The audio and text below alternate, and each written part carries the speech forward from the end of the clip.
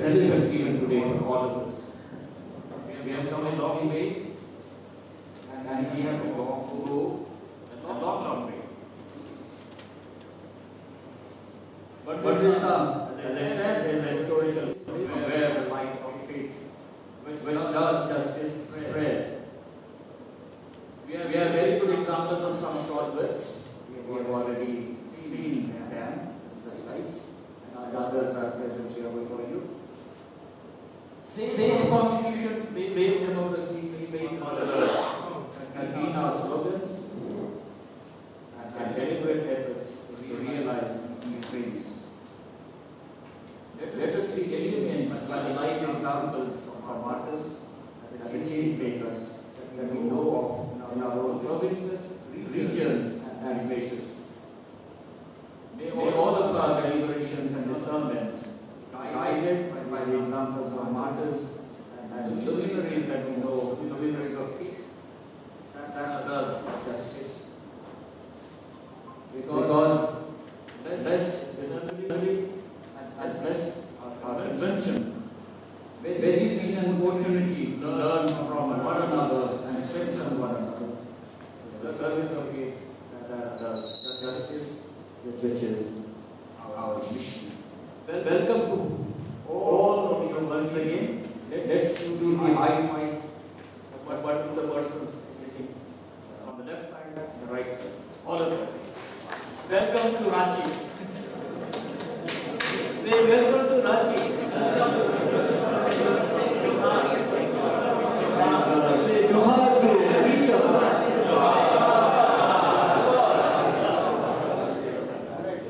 Thank you and wish you all the best.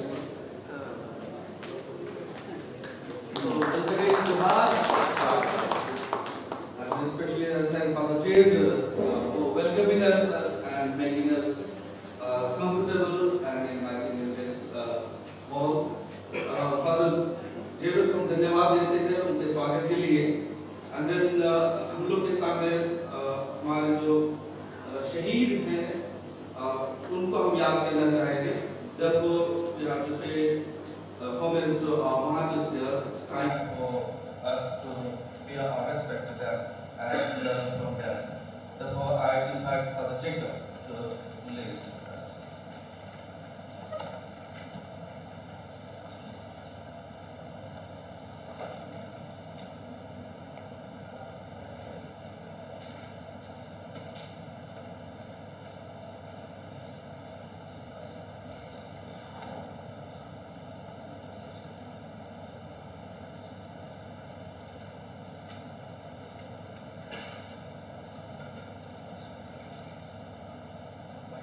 While Father Jacob will speak about the martyrs, the dignitaries, please walk the fathers.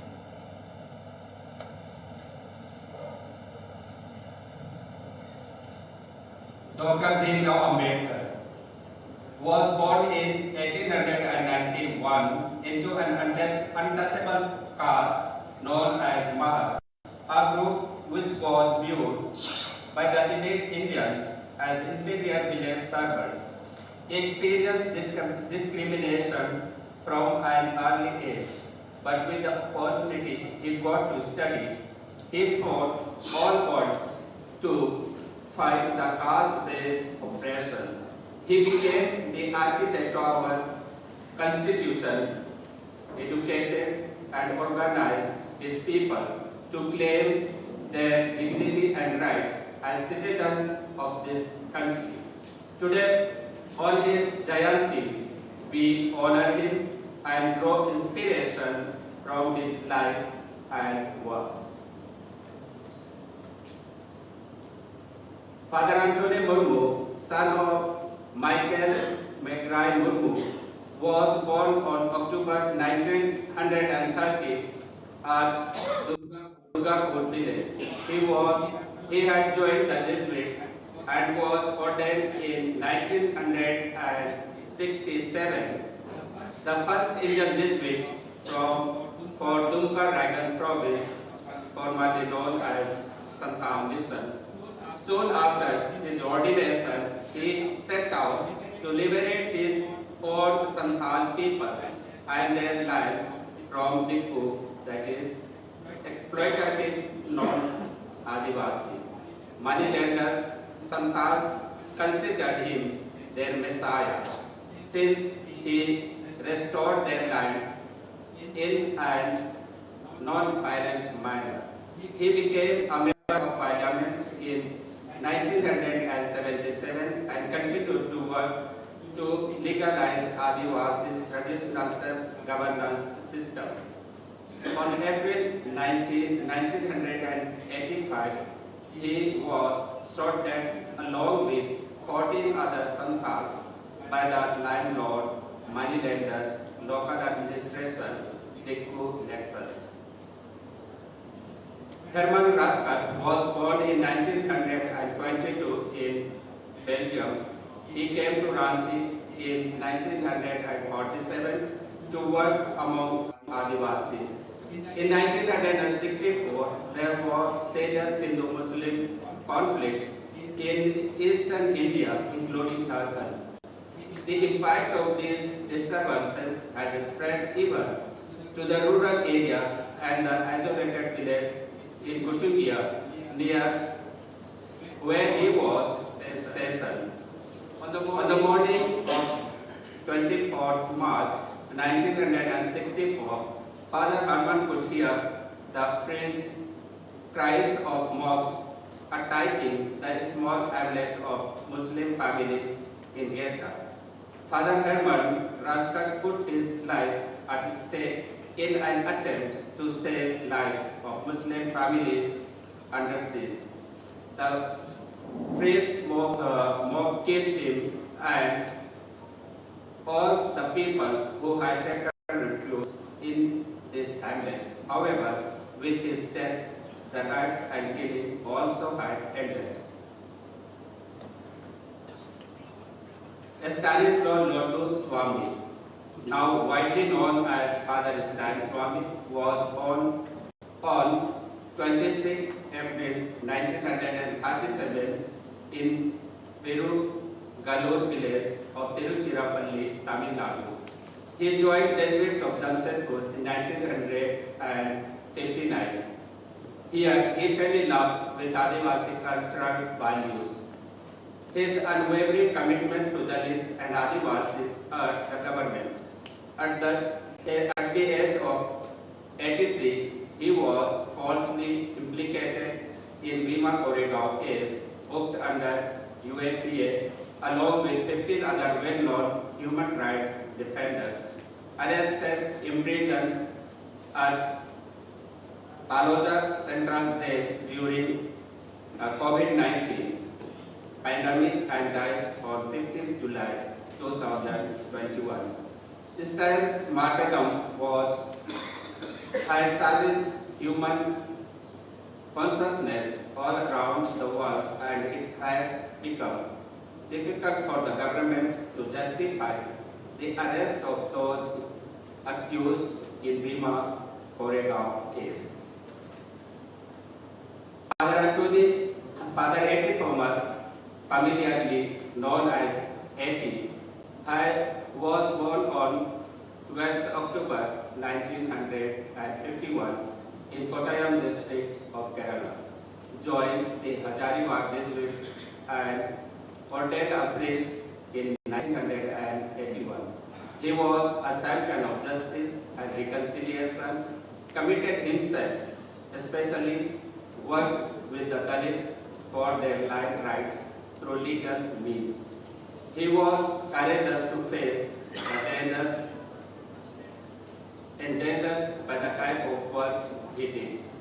His relentless struggle for justice and integral revelation led him to lay down his life on 24 October 1997. Sister Walsa John, CSJM, born on 19 February 1985 in Ilapalli near Kochi, Kerala, was the youngest child in a family of 5 brothers and 2 sisters. While she was working as a teacher at her hometown, she had read about missionaries working among Adivasis living in difficult circumstances in Jharkhand.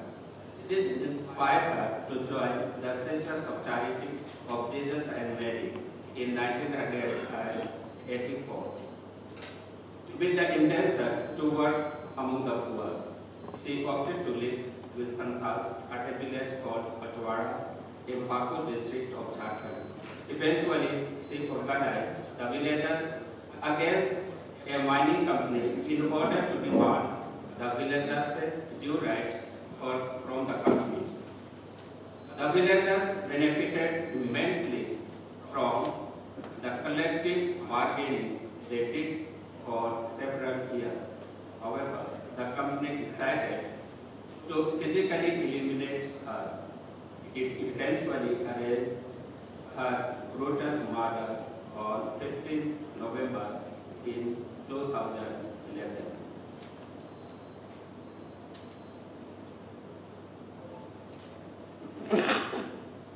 Thank you, Father Jacob, for informing us about the martyrs and what they have done and for what they have lost their life but contributed to the society for us all. Now I call upon Father Stanislav also to address the audience.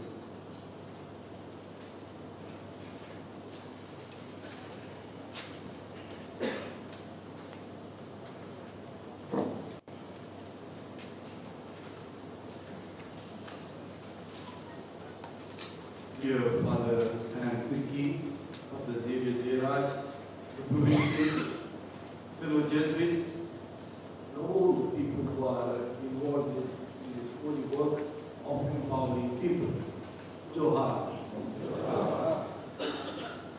I'm very much aware that I'm in a holy land, made holy by the martyrs whose photos we have venerated today. Now, straight away to begin, dear brothers and sisters, you are aware what is happening in our country. Father Dionysius, the principal of St. Mary's School in Morena district in Madhya Pradesh, was arrested on 25 March following a surprise raid on his residence within the school campus. After the raid, the officials told the media that the team seized liquor bottles, condoms, and religious objects. And we know this is not an isolated event. And yesterday in the Supreme Court, the Solicitor General said to the court, saying the data provided by the attacks on Christians was wrong. There have been many analyses of the event. Some say that the latest attack on the Catholic Church is the fallout of the ongoing enmity between the Church and the others. Some others see a clear, sinister design behind it. They see it as a clever ploy of the fundamentalist forces to save their own nefarious goals. Yet others say that the architect of this attack is the unholy alliance between politics and religion to consolidate force. Some even go further. They say the real culprit is the immoral nexus between religion, politics, and business. Targeting Christians is the best way to weaken the poor so that they can easily be exploited. In other words, the attack on Christians is a small part of the bigger plan. This phenomenon leads to a contextual analysis. Dr. Brennan D'Souza, while addressing the JCS, once made a contextual analysis. She said, the Democracy Report 2020 states that for the first time since 2001, autocracies are in the majority.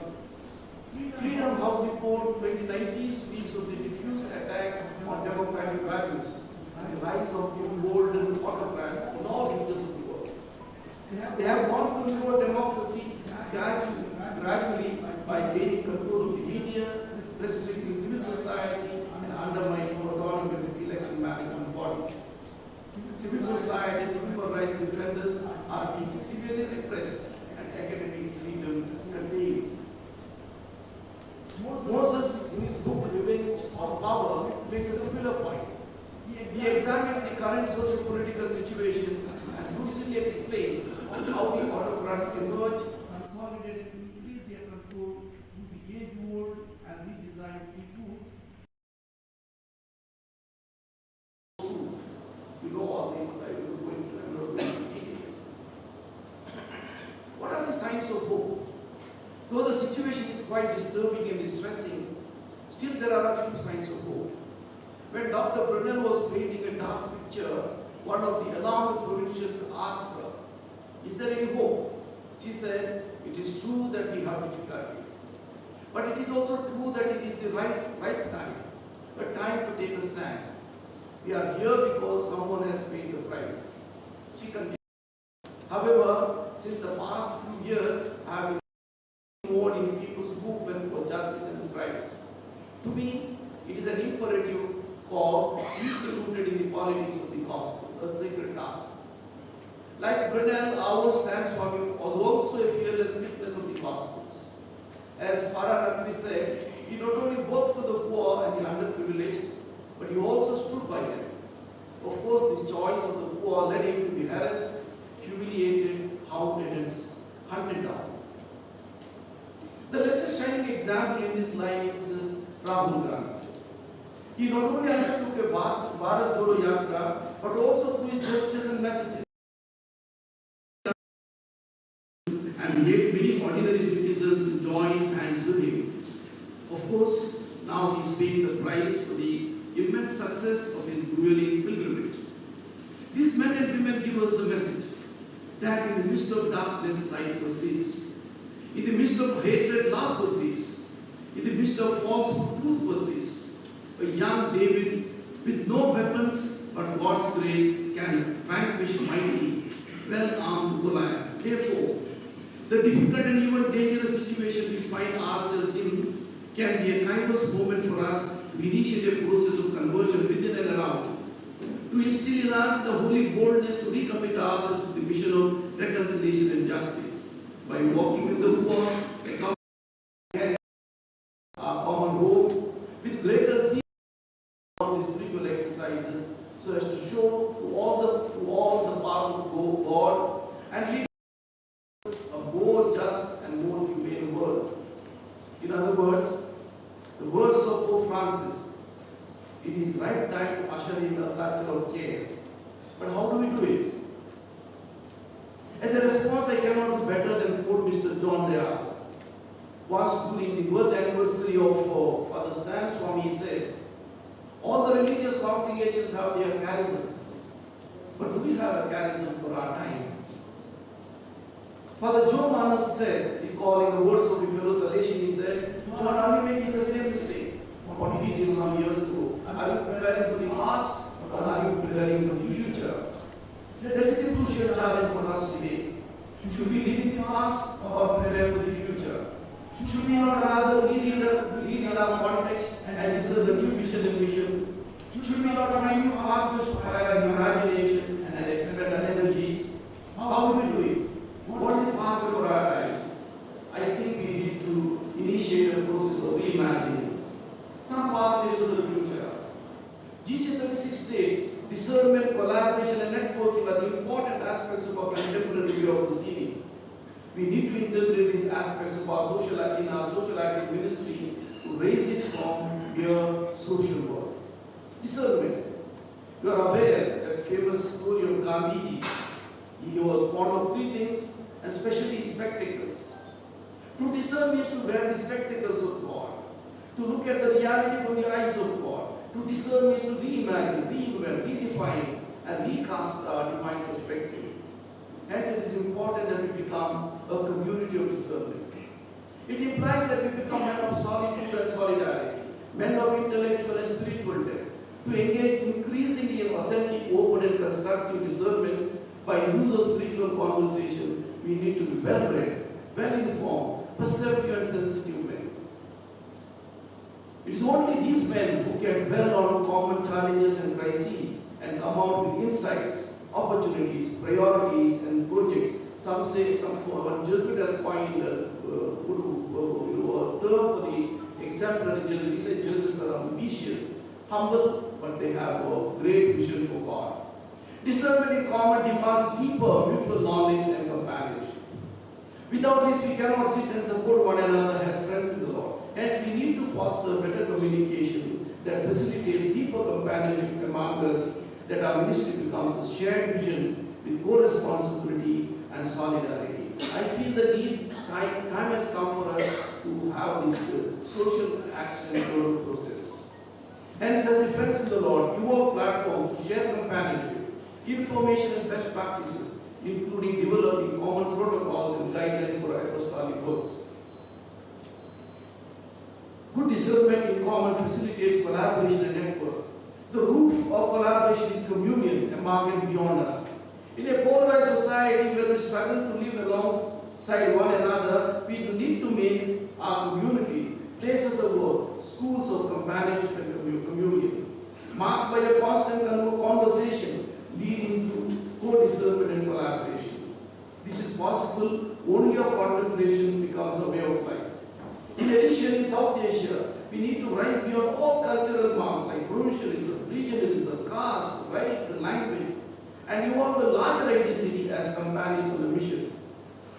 In a highly globalized world, our communion should combat insulation and isolation. We should initiate networks with people of all goodwill. We could begin our journey of communion with the diocesan clergy, other consecrated men and women, and collaborate with them in common areas of service. It will surely establish a true synergy among different charisms and vocations. The road to communion will take us to other people of goodwill as well. We are called to explore deeper interfaith dialogue, ecumenical relationships, especially networking with the civil society organizations, intellectuals, to serve the common good. No communion is complete without including the people of the periphery. They are the indigenous people and the Dalits, the migrants and the refugees, and especially the youth. We need to have a sensitive heart to listen to them, learn from them, and serve along with them the mission of reconciliation and justice with greater devotion and dedication. Collaboration stems from communion, just as communion is the fruit of contemplation. When we are of one mind and heart, automatically we move towards collaboration.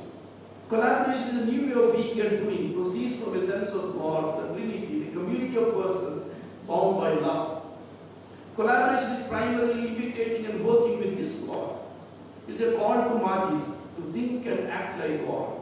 It's a change of mindset, a different outlook on life and mission. Collaboration is an integral part of our institute. Since its inception, the society has been serving our mission in and through collaboration. In fact, in one of his letters to the benefactor, Ignatius stated, "This Lease Society is as much yours as mine." In other words, collaboration is not only historically rooted, but it has also found a place in our foundational acts and GCs.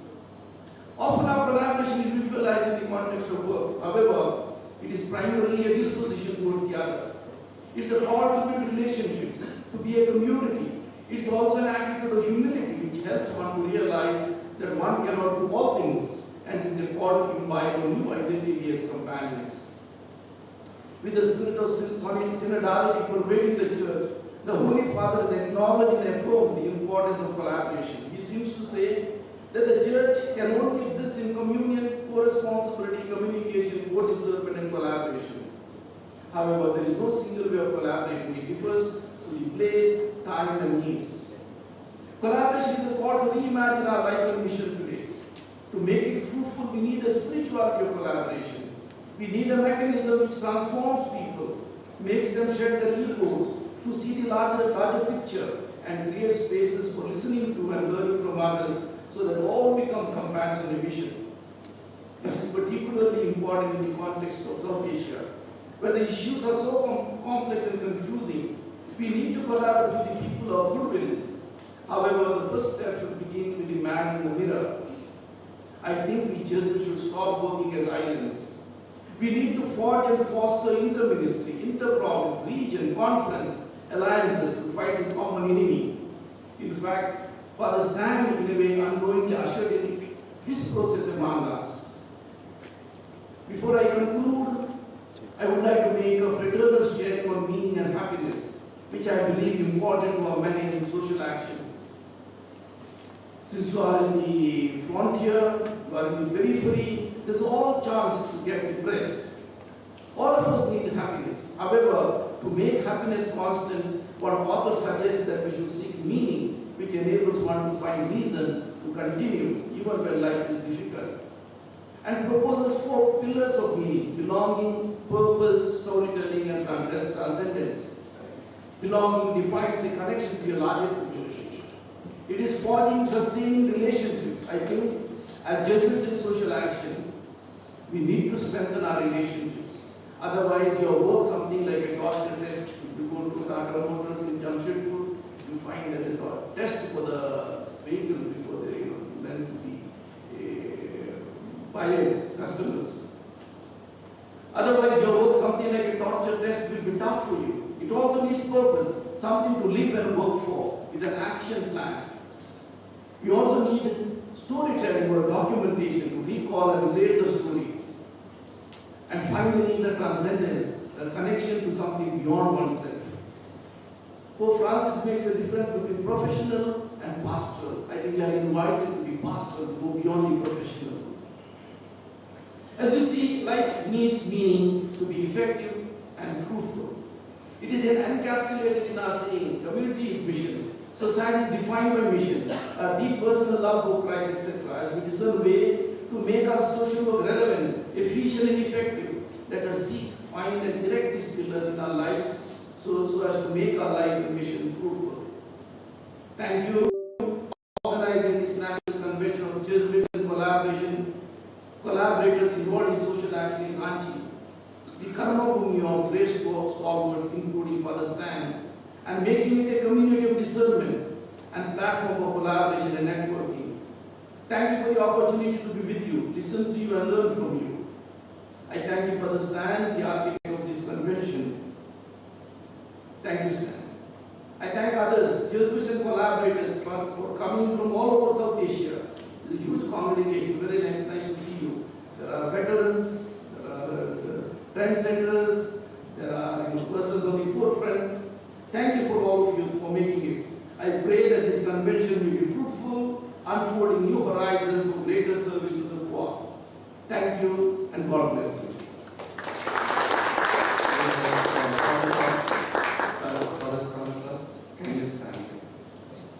Before we thank him, we want to see why we thank whether he smiles at us or not. This is to inform you, we are not only the Jesuits here, we have our collaborators here, brothers and sisters who are all present here. So first of all, Father Stanislav Oza, we sincerely thank you for setting the tone of the convention. And it's not to summarize and narrow down what you have said and expressed, but cherish in our life and the days to come. So I'd like to thank you for your words of encouragement and to remember us. Again, we thank you very much, and I invite Father Jerry Coutinho to thank him through Saul and Memento. Thank you.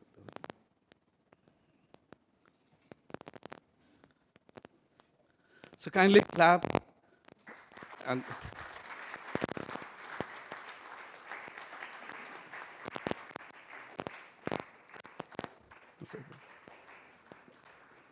so, thank you very much. Now I call upon Father Stani to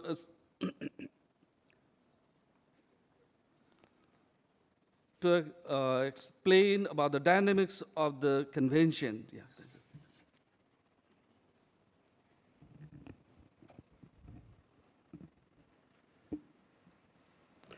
Johar and welcome to Celebrate Faith. Thank Father Stan for a beautiful message. I'll just give you the purpose of our coming together and the dynamics that we will have in these coming days. Next. Purpose is to coming together to celebrate even our struggle for justice in the context of diversity and hostile socio-political situation of South Asia, which Father Stan also reminded us to listen to each other. I believe today listening to each other is very important. To listen to each other, the cries of the poor and marginalized whose rights and dignity are violated and also the cry of the Mother Earth. Listen to Mother Earth. So this would be a community discernment in listening to the Spirit and listening to each other. To renew our commitment as an apostolic body in the service of faith that does justice. So these are the purposes of our coming together. Next. The dynamics that we would follow. There will be input, the message has been given by POSA. Then there will be thematic input and panel discussion, and which will follow by group discussions on the questions suggested by the resource persons and chairpersons. They will give us 1 or 2 questions on which we would deliberate with the purpose of trying to find out a way forward. There will be also presentation of the reports, of the group reports, and presentation from the provinces. I have given the guidelines of the presentation in the regions. And the feedback, I have requested Father Joe Xavier and Father Denzil to observe the dynamics that we go, and they would give us the feedback that is, again, in view of way forward. Then we'll have also the conference, zonal, and province level action plans. Yeah. So this is the purpose, and this will be the dynamics. Thank you, and have a fruitful time. Thank you, Father Stanley. As we celebrate the Ambedkar Jayanti, and who has given us the Constitution of India, and it's apt for us to recite the preamble. Therefore, I invite everyone to stand up and ask Father Xavier to lead us in recitation of the preamble.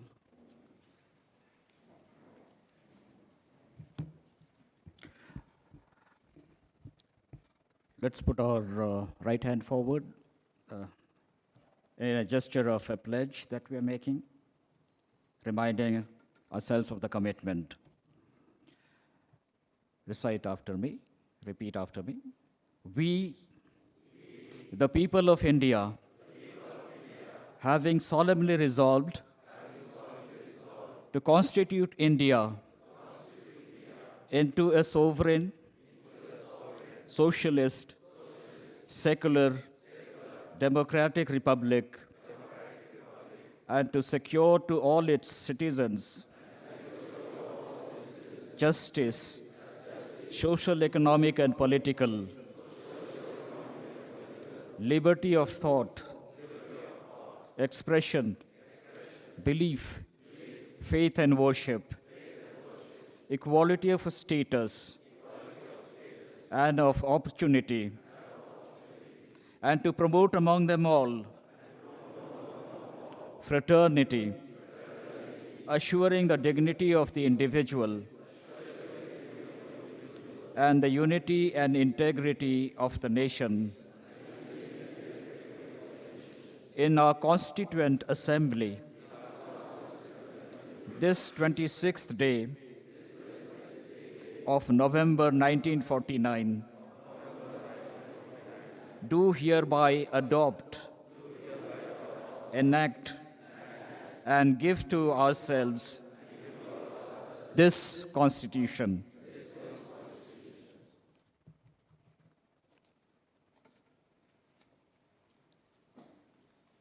Kindly be seated.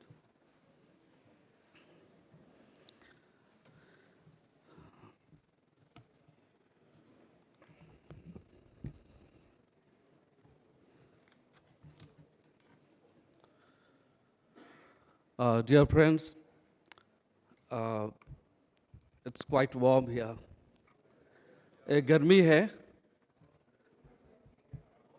Yeah. यदि ये गर्मी है, and it's so hot, and in the central zone there's a summer season. Yeah, and we long for the monsoon. And monsoon comes from the southern part. From southern and even the northern part, the cold breeze. Then the western and eastern side. So we long for that. So it's time for us now to ये central zone को ठंडा करना है. And हम कैसे कर पाएंगे? How shall we do this? So now we have to introduce ourselves. So now it's a time for us to know each other by names and provinces. So what could be the procedure? As I said, southern, northern, western, and eastern come to the central zone. And you have come already. But we don't know who you are, those who are from south and north. Therefore, I'll start from the south. Those southern provinces, all brothers and sisters and all the Jesuits from southern provinces, kindly come forward, all of you, and stand according to the province and tell your names and province. So we'll start from the southern provinces.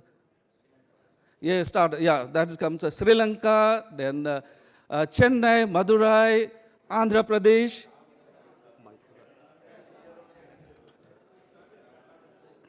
Yeah? So kindly come with your team and the group. Sri Lanka, then, you can come up this. Sri Lanka, then Madurai, Chennai, Andhra Pradesh, Kerala, Karnataka.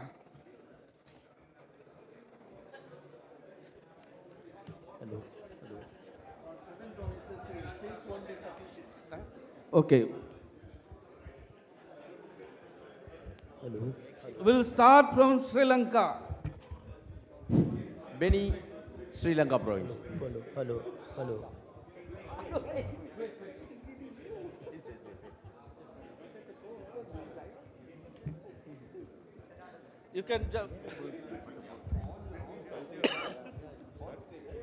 You can spread out.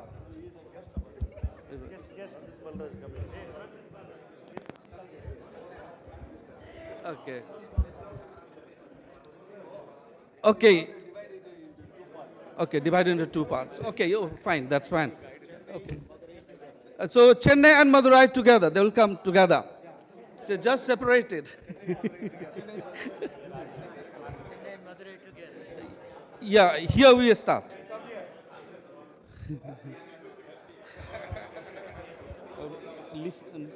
List करके रखो तो कौन है ये अच्छा चलेगा हाँ अच्छा हाँ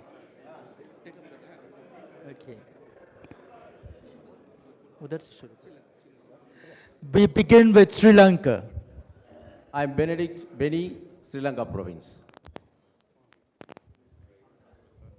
I am Father Prashant from Andhra. Father Bosco from Andhra. Father Pratap Devarakonda from Andhra. I am Rajni from Andhra. I am Dana from Andhra. Joseph Xavier from ISA Bangalore, before we lose our identity. Myself, Birendra Ranasanda from Kerala. Now we move to Karnataka. I am Father Emmanuel, Kerala province. Father Gerald D'Souza from Karnataka. Father Arun Lewis, Karnataka. Sunta More, Karnataka. Father Francis Balraj, ISI Bangalore. Mariappa from Karnataka. Father Kevin from Karnataka. I am Father Tiol from Karnataka. Okay. Thank you.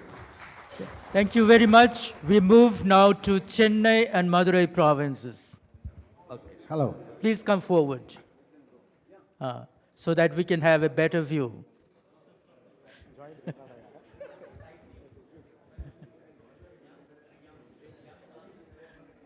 Looks like it is the biggest contingent.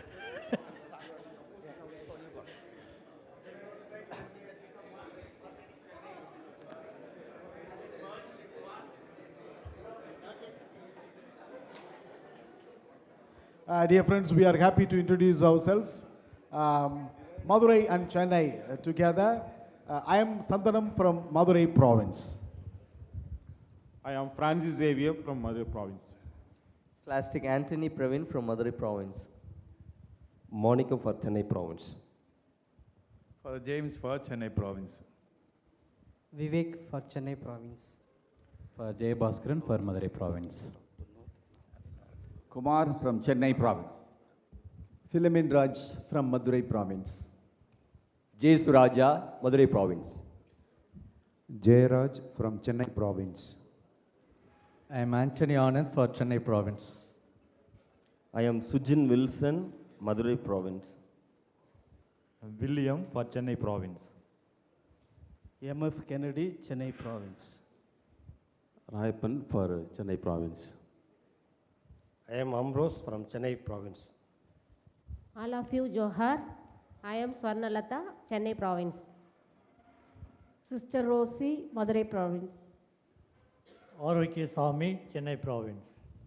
Scholastic Amalan for Madurai province. Edward Fazil, Madurai province. Let's give a big hand to the Chennai and Madurai province delegates. Thank you very much. Romba Nandri. Now may I invite the North Zone. North Zone.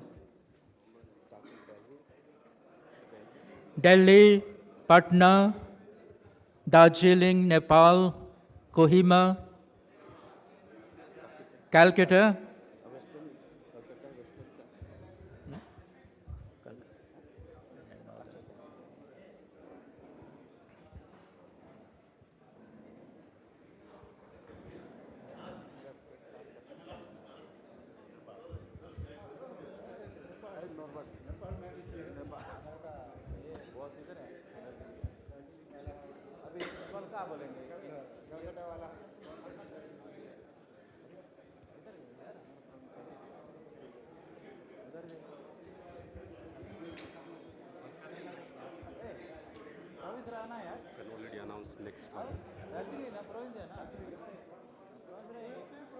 Yes, I think all the Northern Zone delegates are here.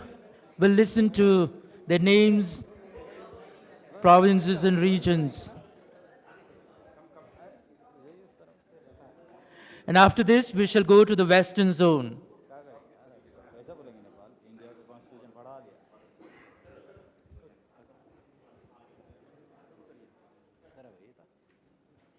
Norbert from Nepal. Father Sandeep Beg from Darjeeling. Father Alvin from Darjeeling. Leos Hasapurti from Darjeeling. Rajkumar Kashyap from Darjeeling. Nendra from Delhi, UK. Rakesh Topo from Delhi province. Sunita from Delhi. Viren Minch, Delhi. Father Anil Minch from Delhi province. Martin Puducherry, Calcutta province, working with the migration network called MAIN from ISI Delhi. Chiranjim Murmu from Kolkata. Shubhra Mishra from Kolkata. Father John Kirketa for Calcutta province. And Buraj Manuel for Calcutta. Felix Tete for Calcutta province. Father Augustus Ekka for Nepal region. Anand Kirketa for Patna province. Usha Khalko from Patna province. Chandrakant from Patna. Lal Babu Prasad from Patna. Denzel Fernandez, Goa province, ISI Delhi. Valerian, Kohima region. Thank you very, very much. Most welcome. Now we move to this Western Zone. Goa, Pune, Bombay, Gujarat.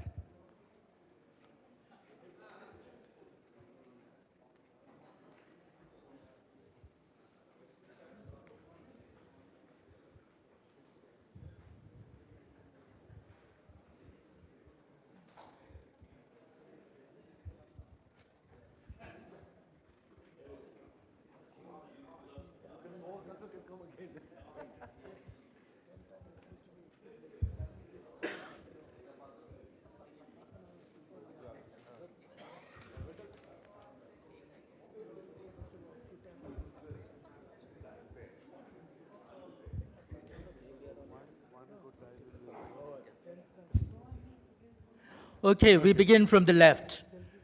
I am Wendell De Cruz from Bombay Province. I am Sister Jacinta from Gujarat Province.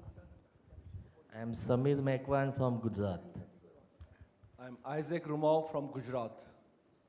I am Ramesh Tadvi from Gujarat. Gamit Ishwan from Gujarat. Rajiv for Gujarat. Cedric Prakash from Gujarat. Simon from Goa. Joe Nazareth for Goa. Santosh Siddhanor, Goa. It's Sanjay from Goa province.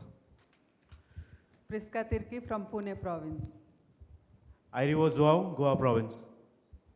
Swapnil for Goa. Patrick Martin, Pune. Thank you very much. Most welcome to Ranchi. Now the last, we move to the central zone, all the 5 provinces, Madhya Pradesh, Ranchi, Hazaribagh, Jamshedpur, and Dumka Raiganj.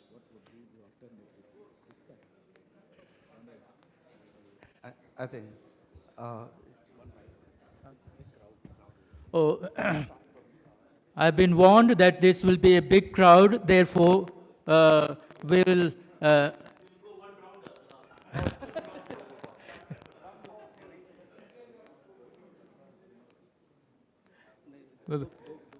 we will separate these 5 provinces into 2. We'll keep the MP province on my right. Yeah, MP province on my right.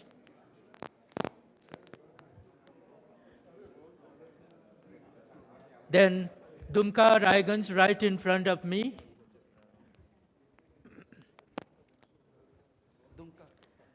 Okay. Okay. Shall we begin from the left, extreme left?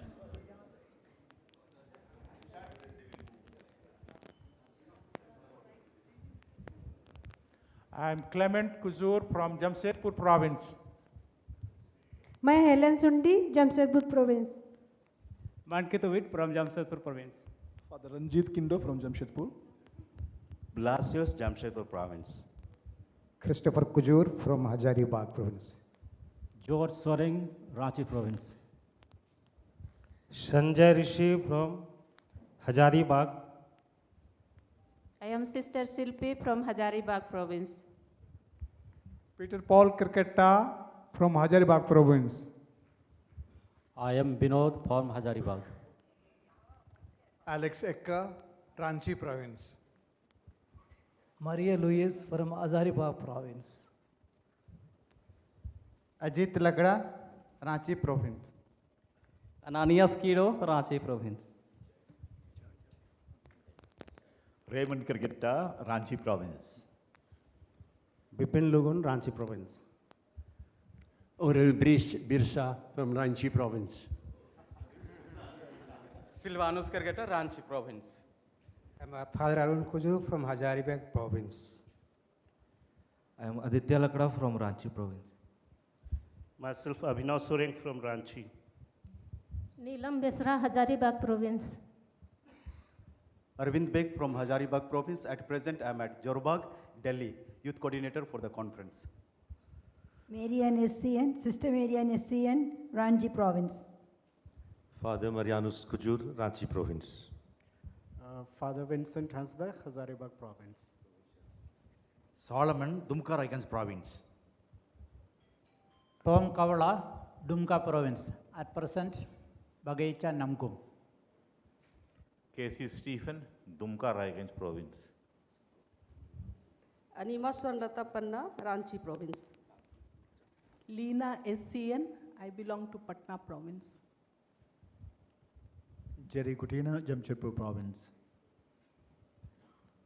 PM Tony, Jamshedpur, working at Bagaicha.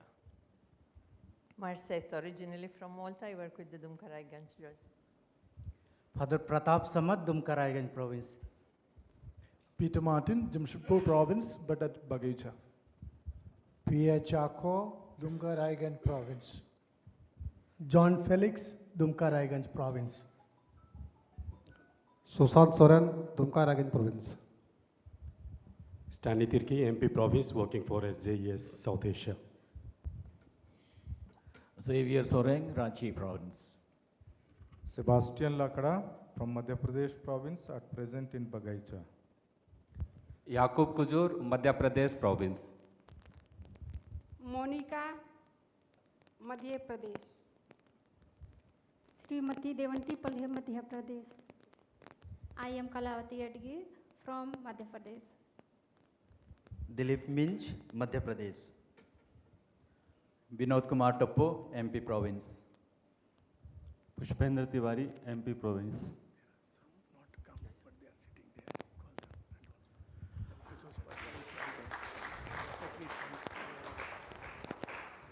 Thank you very much, Central Zone provinces. I also see some known faces, but they are not in front. Please, all those whose names are not called out, please come forward. I see some of you behind. Yes, I see Meghnad Da is there and others. All those who did not come forward, please come. Please come.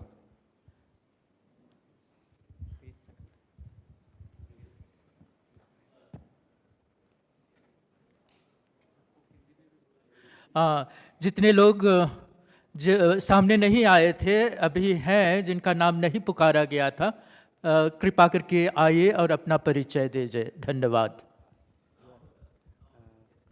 My name is Meghnad. I am from Akhara, Ranchi. My name is Meghnad. I am from Ranchi, Akhara. Meghnad is the filmmaker, documentary filmmaker. My name is Ranjan Kamath.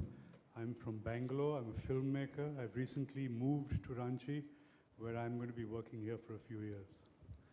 Thank you. My name is Nandini Sundar. I'm from Delhi. Good, good. Let's thank them for their presence here. Yeah, I'm missing myself. Yeah. I'm Sushil Tirki from Ranchi Province. I'm Francis Minch from Ranchi Province. I live in Kanke. If you like to come, you're most welcome. You know, okay, अभी तक हम लोग को तो ठंड नहीं लगा है, गर्मी ही है. So I think it's a time for us to take a break and cool ourselves. So now we shall go for a cup of tea. Then we are ahead of time. Therefore, let's come back here at 10:30. 10:30, sharp. We shall come back at 10:30. So thank you very much. Before, just a sec. Before we break, media is not allowed. Kindly do not entertain any media. If anybody comes, kindly direct them to me, to Father Tony, and to Father Xavier. Please do not entertain any media. Media persons. Media persons, sorry. कोई media वाले आते हैं तो उनको सीधे father Tony के पास भेज दीजिएगा या फादर स्टैन या फादर पीएम टोनी के पास उनको कोई इंटरव्यू न दें धन्यवाद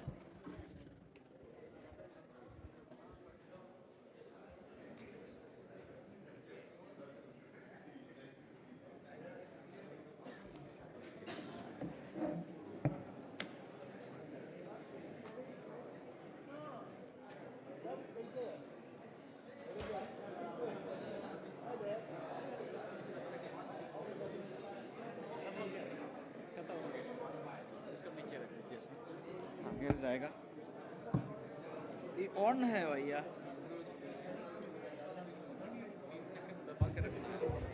इसको ऑफ करते हैं दबा के पकड़े हुए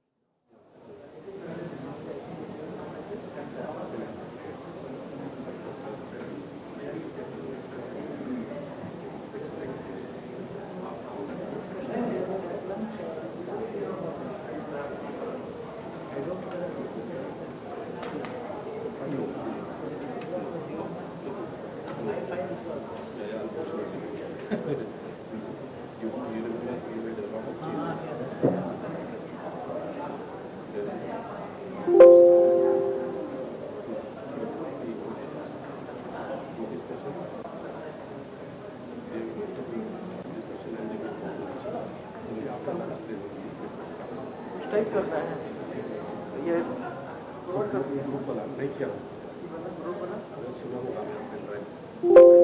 मेरा लैपटॉप को लेके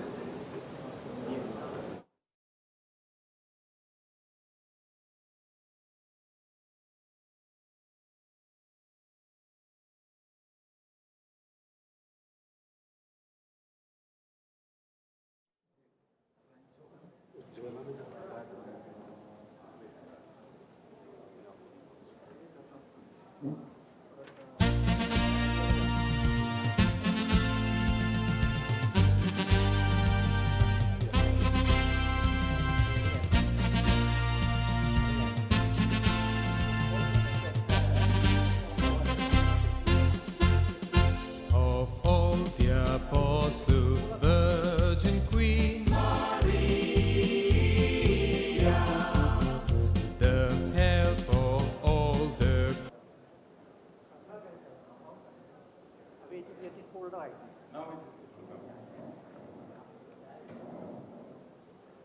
Christian band Maria, lead us on, O mighty Queen, ever shall as on thee lean.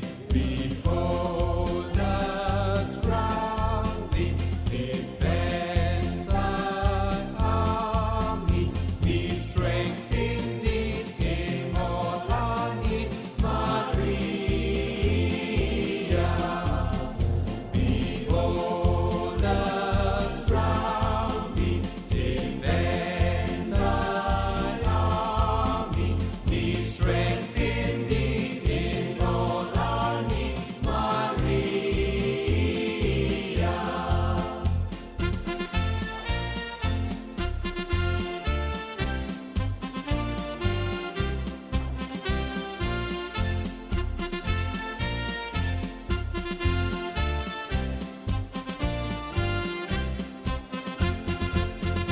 O happy star in gloomy night, Maria,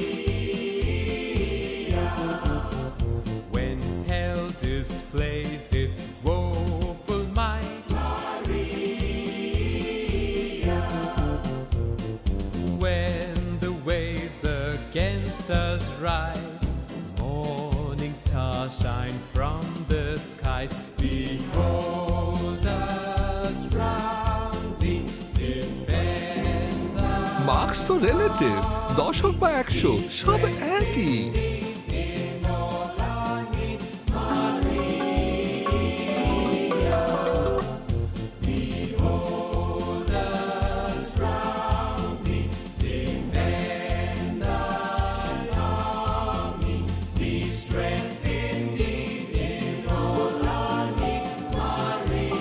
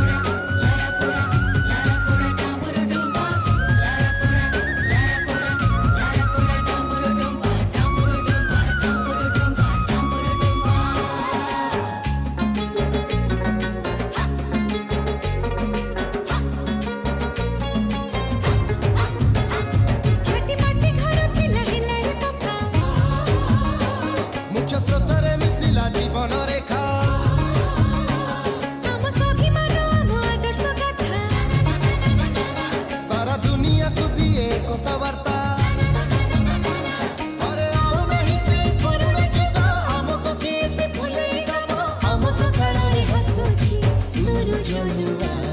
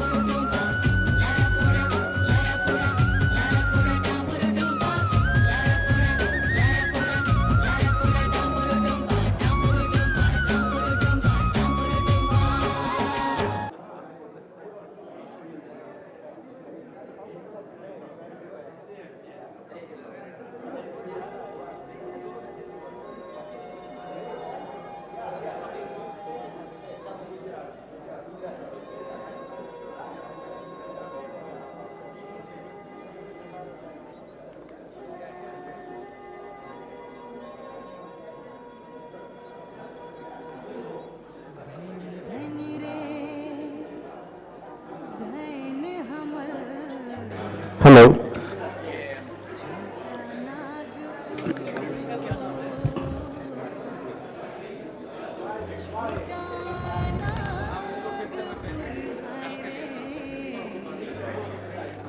Hello.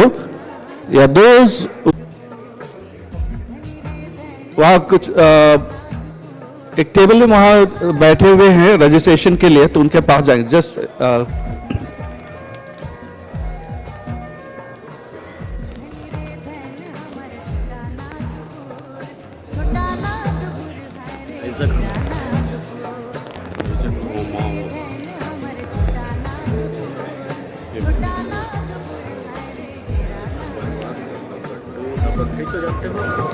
Felix.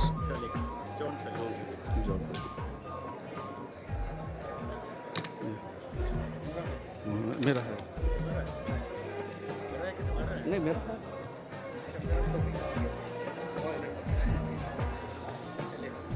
So you look into the needs, huh? Okay. Secretaries will be sitting there. There. Yeah, yeah.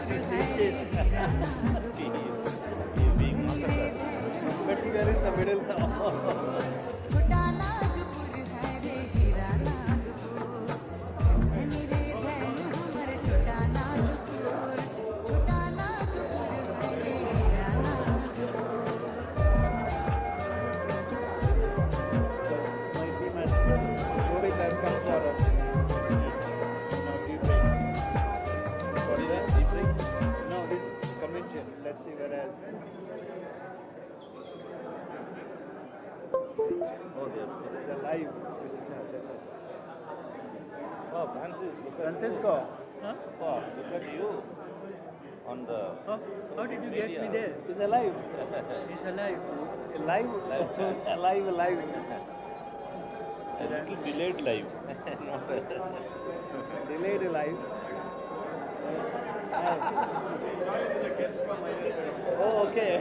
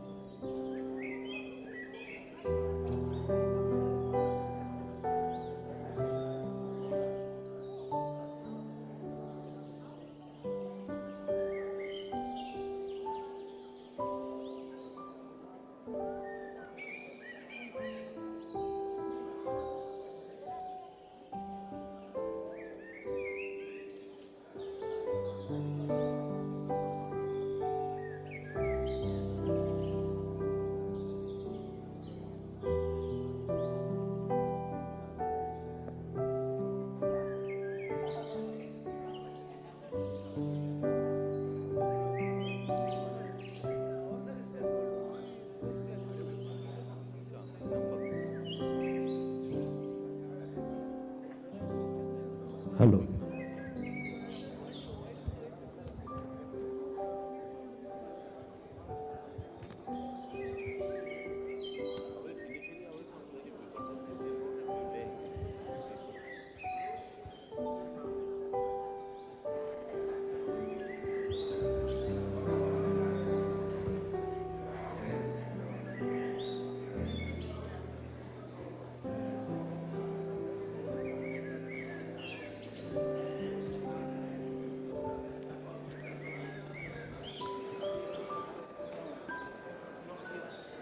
Hello.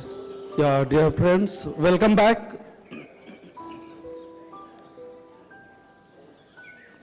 Kindly settle down for the next session.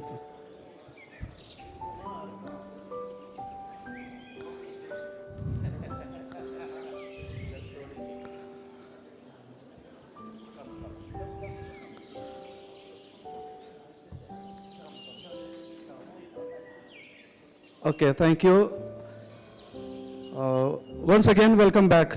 Welcome for the inaugural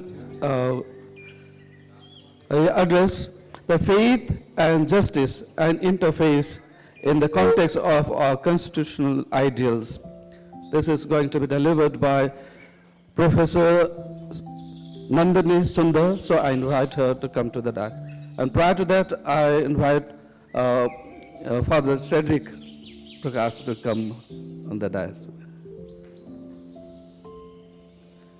with Professor Nandini.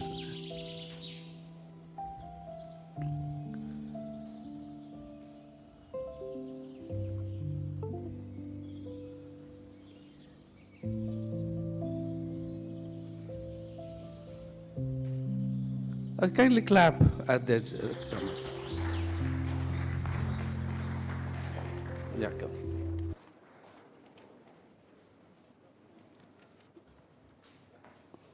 Yeah. Can it?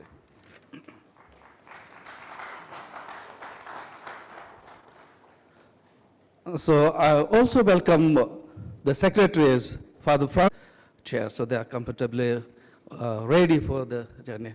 So I hand over to the responsibility to the Father Cedric. Father Cedric.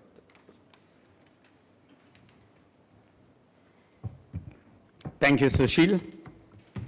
Dear sisters and brothers, we have already begun this very important convention of the SJES, Year of South Asia, on the right note. We began it with Aposa celebrating and presiding over and giving us a homily at the Eucharist. Then we have had the whole round of give floral tribute to our martyrs, a welcome address by the Posa himself, and the introductions and so on. Now we come, perhaps maybe to the heart of this convention. And in order to take us into the heart, to touch our hearts, we have none other than Professor Dr. Nandini Sundar. There is that cliche, the person needs no introduction. And in fact, Nandini really does not need any introduction. And you can go to do a Google on a name, go to a Wikipedia page, and so on, and you'll have tons of it. I want to say three things about Nandini. When she was first invited to come here, she was very hesitant. In fact, she said no, because she had to be coming back from the United States, where she was to be delivering a lecture at the Yale University, one of the topmost universities of the world. But then she said yes, for the simple reason that is Nandini, because she realized that how important a convention is like this. And there is something else about Nandini. She used to stay in a Manresa house. She asked Tony and Tom whether when she came last night, if she could stay at Bagaicha, a place where she has often been to in the past, pre-COVID time, during the time of Stan, and definitely she has had a close relationship in terms of responding to the signs of the times to our Father Stan. In that bio which was given, I even wrote to her husband, Siddharth, tell me, what do I say, Siddharth Vadarajan of the bio and so on, what do I say about Nandini when I introduce her? He has still not yet replied to that mail, to that WhatsApp. And Nandini sent a two-liner to PM Anthony saying that just say I'm a professor of Delhi University and I teach sociology and I'm involved in human rights issues. You know, a two-liner, which in a way says it all, but also that's Nandini totally incomplete. In September 2021, a little after Father Stanley died, Aposa Father Stanley D'Souza invited some of us to reflect on the legacy that Stan has left us in the South Asian Assistancy via the ISI Delhi. In spite of a busy schedule, Nandini came in for a short time and gave us a very challenging and passionate talk on what it means to continue the legacy of Stan today. There is much to be said about Nandini Sundar. She has contributed immensely to the intellectual fiber of the country, to the academia. She teaches in the Delhi University, where just recently when two students had the audacity to try to show that BBC film, they were rusticated for a year from the university.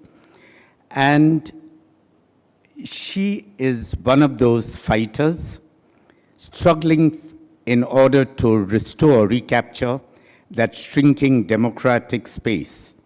Today, when we are talking about democracy, constitution, and our own common home, we have none other than Nandini Sundar to give us that interface between faith and justice in the context of the ideals given to us by the father of our Constituent Assembly, Dr. Ambedkar. Without further ado, over to you, Nandini. We are happy to have you with us, and it has been my joy and privilege to introduce you to this audience.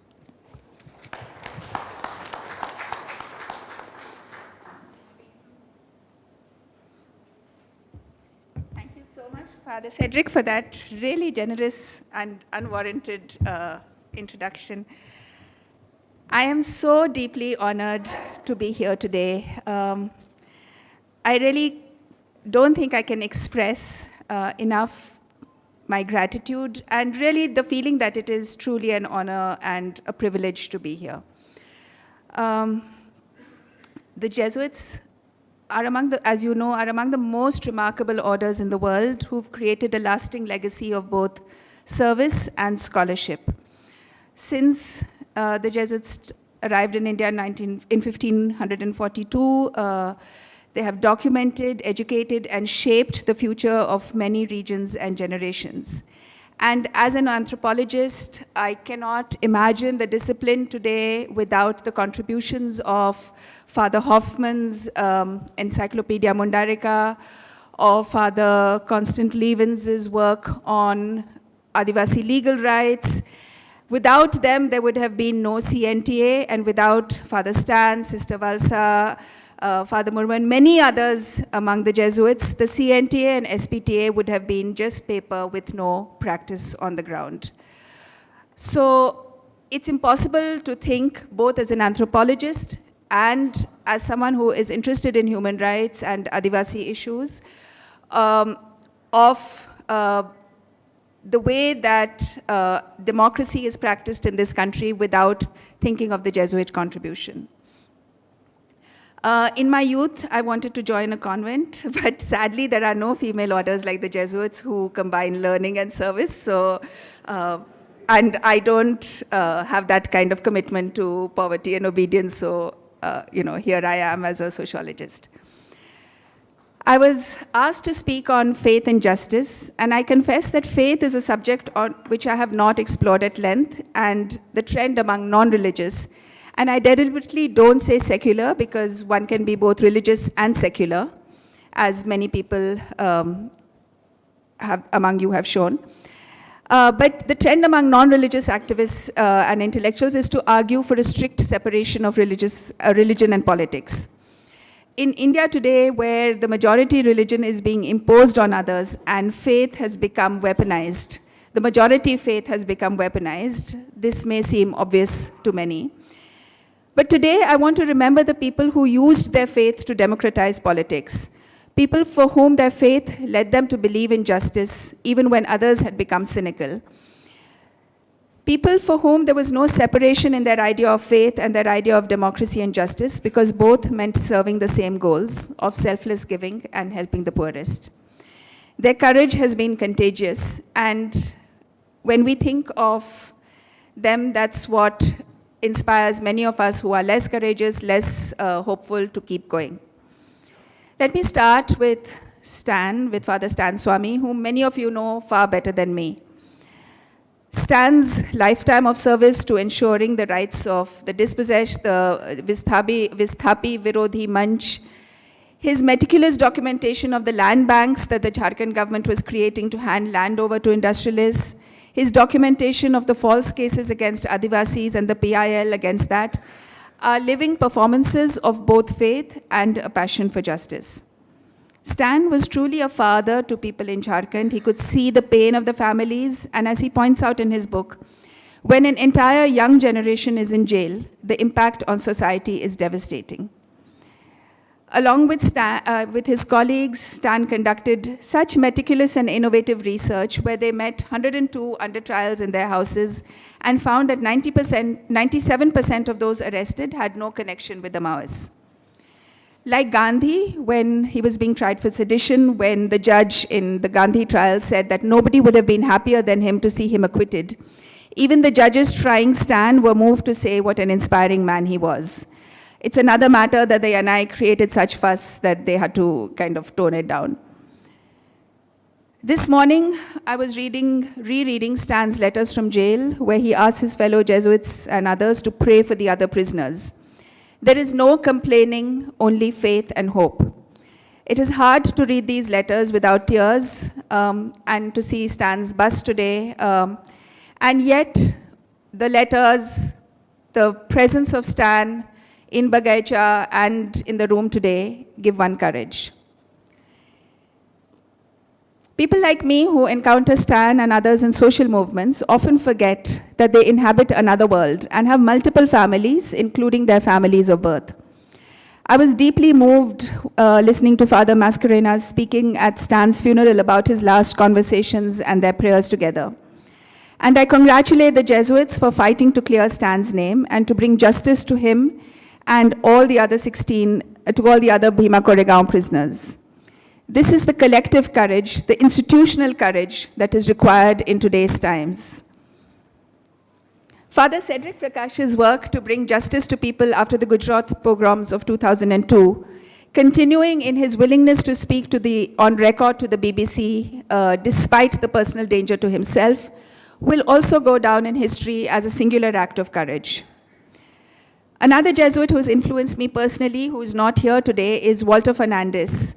And I grew up reading Walter writing on displacement, on forest rights, and his work both at the ISI in Delhi and the NESRC in Guwahati are exemplars of faith and scholarship combined.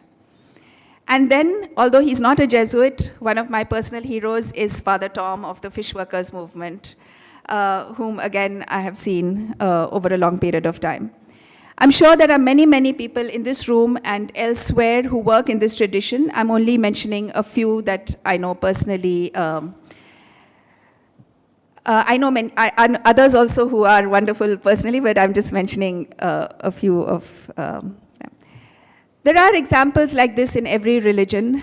For instance, Swami Agnivesh. I only realized what a different world he inhabited when I attended his 80th birthday celebrations, and did not recognize a single person in that vast crowd, many of them fellow Arya Samajis who had worked with him in abolishing bonded labor or gone with him in the march to protest Sati at Deorala.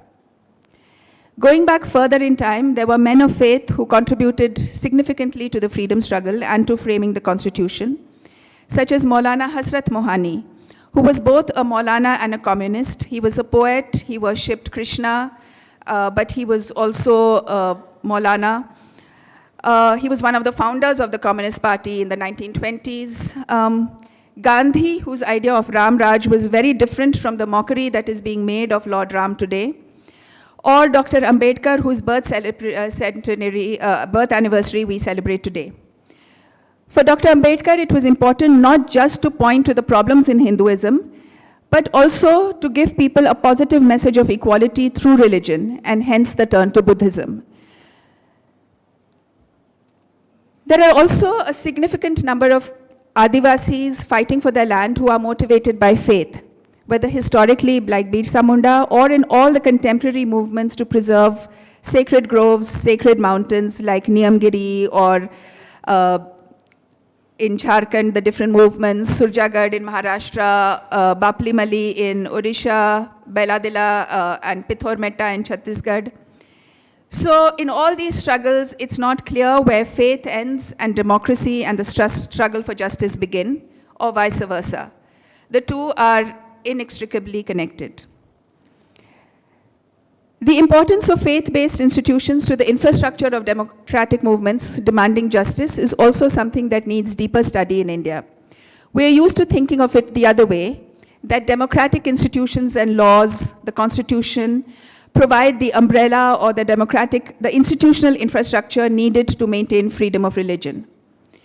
But I can say with confidence that as a resident of Delhi, without the Indian Social Institute and its generous loan of its guest house and meeting rooms, no democratic work in Delhi would have happened at all. And this is quite apart from the work of the ISI itself, the research, the library, the legal literacy booklets, the various seminars, the outreach work.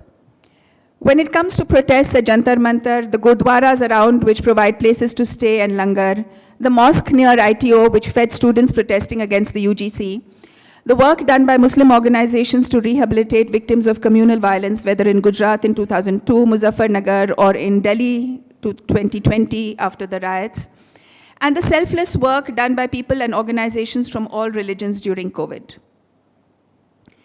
So it's really these faith-based organizations which enable non-religious or co-religious or sometimes religious, sometimes non-religious movements that have been trying to uphold the constitution, have been trying to bring about democracy, even if they are not visibly a faith-based movement.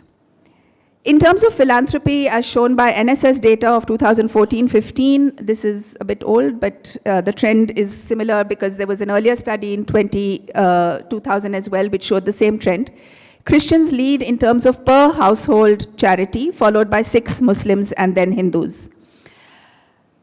Speaking as a non-religious person, I'm grateful to this conference for making me realize how much we take the landscape of faith for granted, and how impoverished our ideas of justice, resistance, and democracy are without a deeper engagement with these interconnections.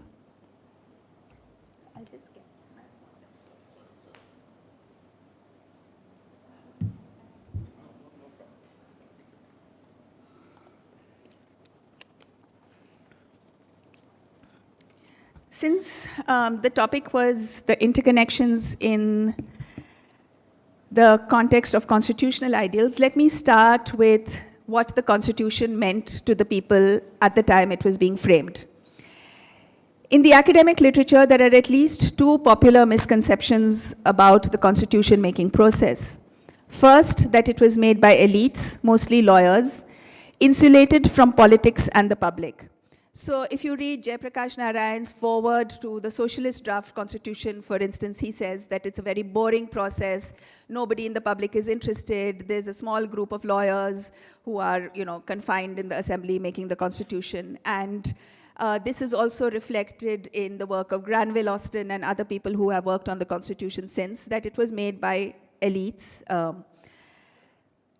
So the elite charge is true in terms of the limited franchise because there was no universal suffrage at the 1946 elections when members of the Constituent Assembly were elected.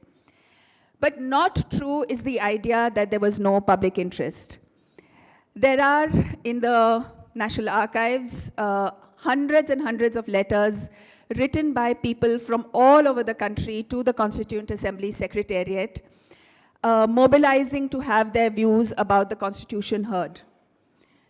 The various Adivasi communities of India in particular had their own ideas of what democracy should look like, and as egalitarian communities with still extant traditions of self-governance, hoped to teach this lesson to the rest of caste-ridden and communalized India.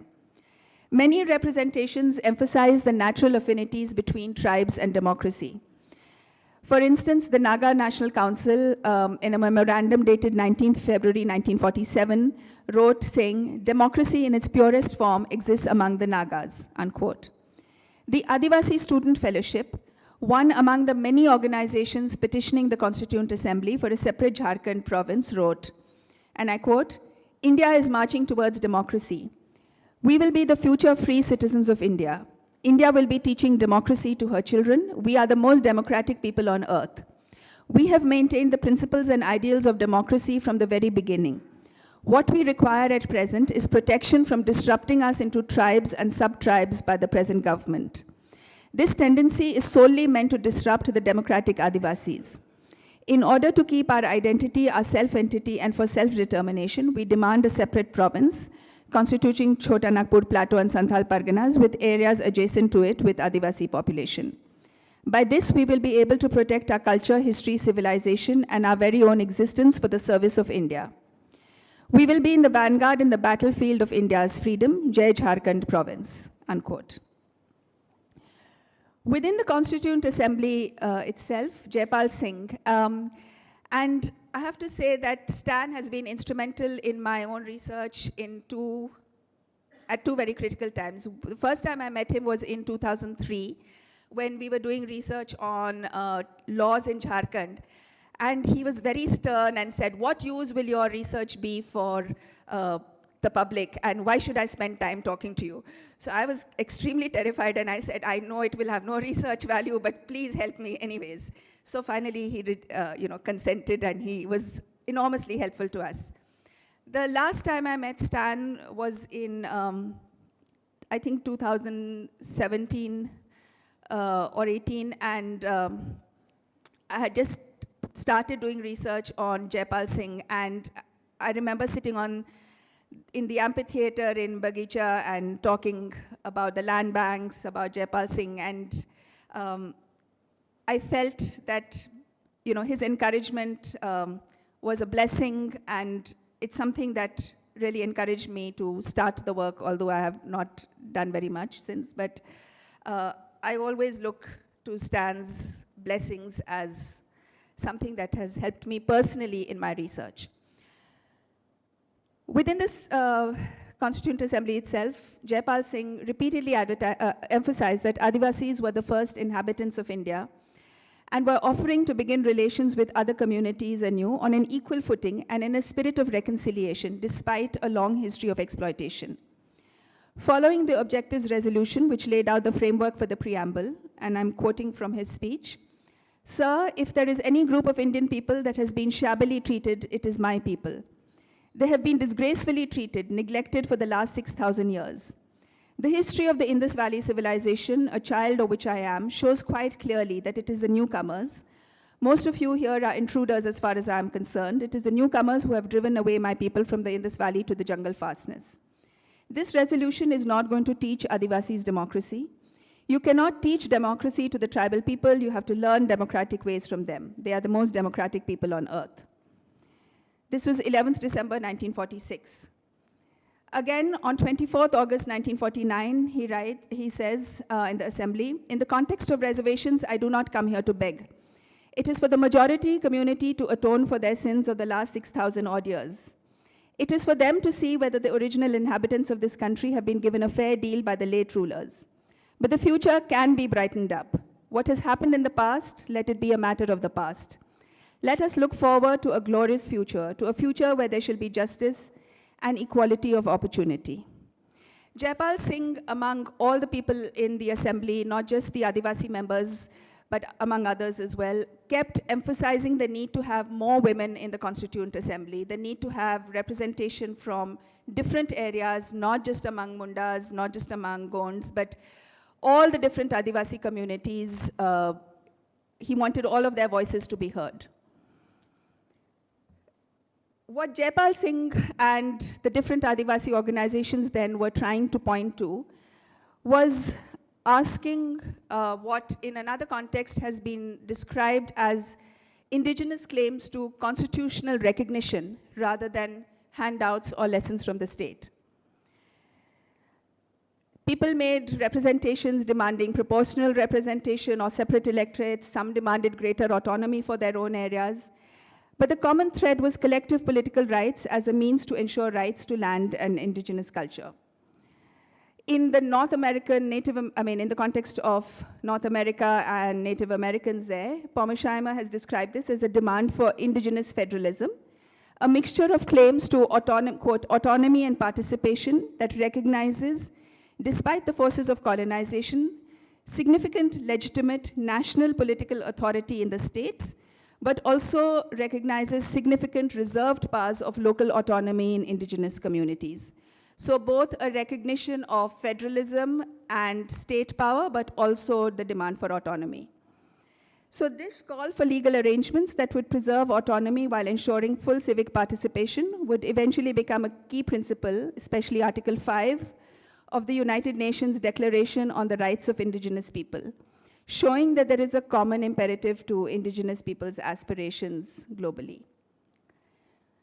Today, the Constitution is in danger as never before, and upheld not by the government, but by ordinary people, whether it is the constitutional proclamations of the Pathalgadi movement, for which Stan was threatened with jail along with others, the statues and images of Dr. Ambedkar holding the Constitution in every village, or the widespread preamble reading assemblies to protest against the Anti-CA Act, or in preamble reading sessions like today, where the preamble is an assertion of both faith and justice.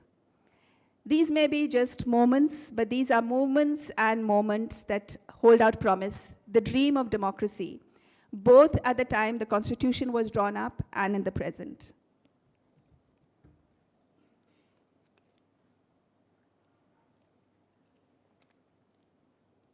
So let's look at what's happening to the Constitution today.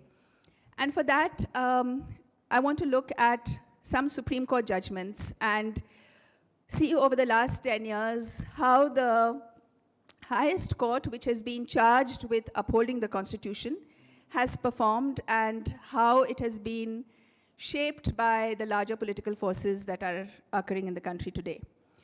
This is clearly something that is not unique to India, but is common to, as the POSA pointed out in his speech in the morning, common to authoritarian regimes across the world.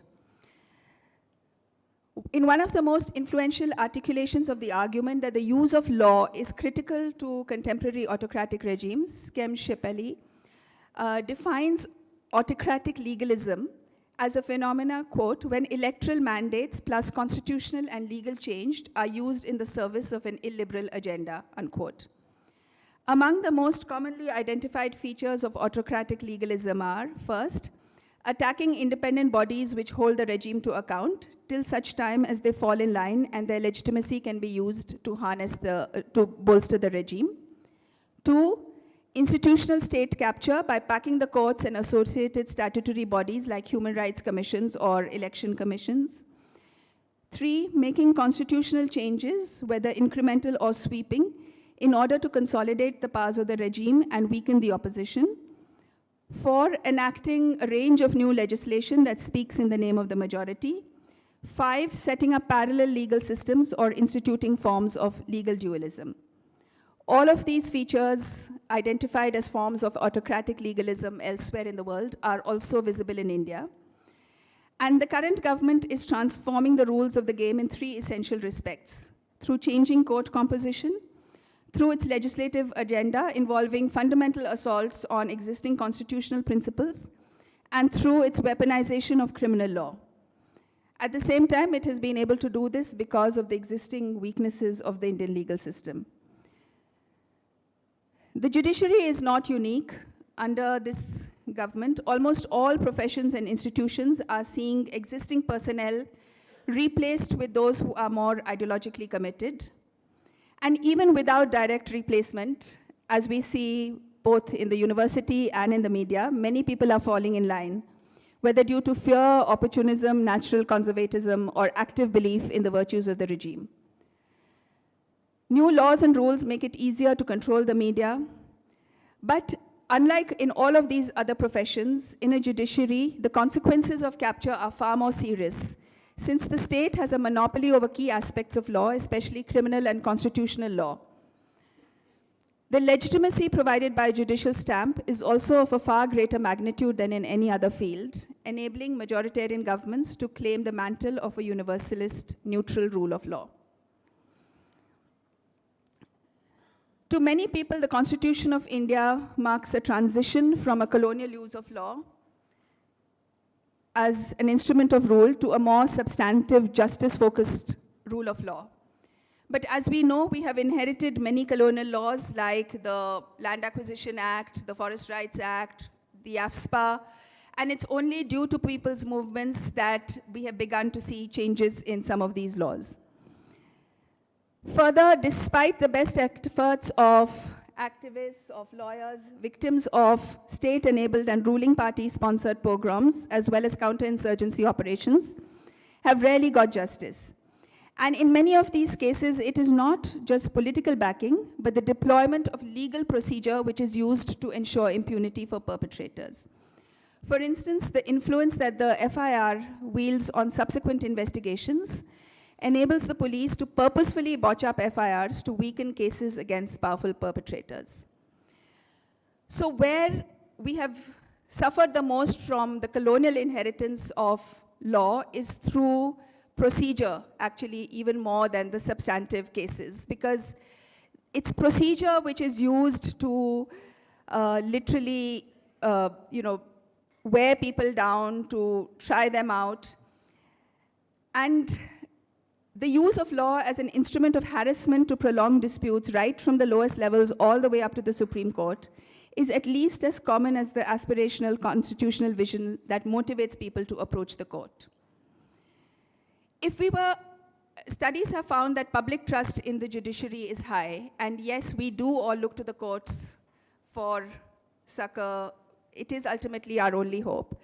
And it is not only actually people are our only hope, but people also use the courts as an avenue of redress.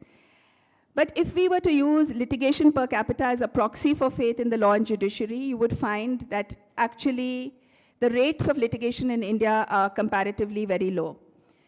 More cases in Delhi, it really depends on one's class, caste, religion, or proximity. More cases in Delhi and surrounding states are on appeal in the Supreme Court than from states further away. And PIL, which gets so much flack for taking up the court's time, constitutes only 1.3% of the Supreme Court's total docket. We also know that equality before the law is really not the case, not just in India, for blacks in the US, for immigrants in France. But if you look at the figures in India, Muslims, Dalits, Adivasis, who together constitute less than 40% of the population, make up 81% of the prison population and 60% of detainees, or those taken into preventive custody for organizing against the state. Muslims at 14.2% of India's population constitute 16.6% of the convicts, 18.7% of under trials. Dalits with 16.6 are 21.7% of the convicts, 21% of under trials. And Adivasis at 8.6 are 13.6% of convicts and 10.5% of under trials. These are from the National Crime Records Bureau figures for 2020. We also know that it's these populations who suffer disproportionately from anti-terror laws.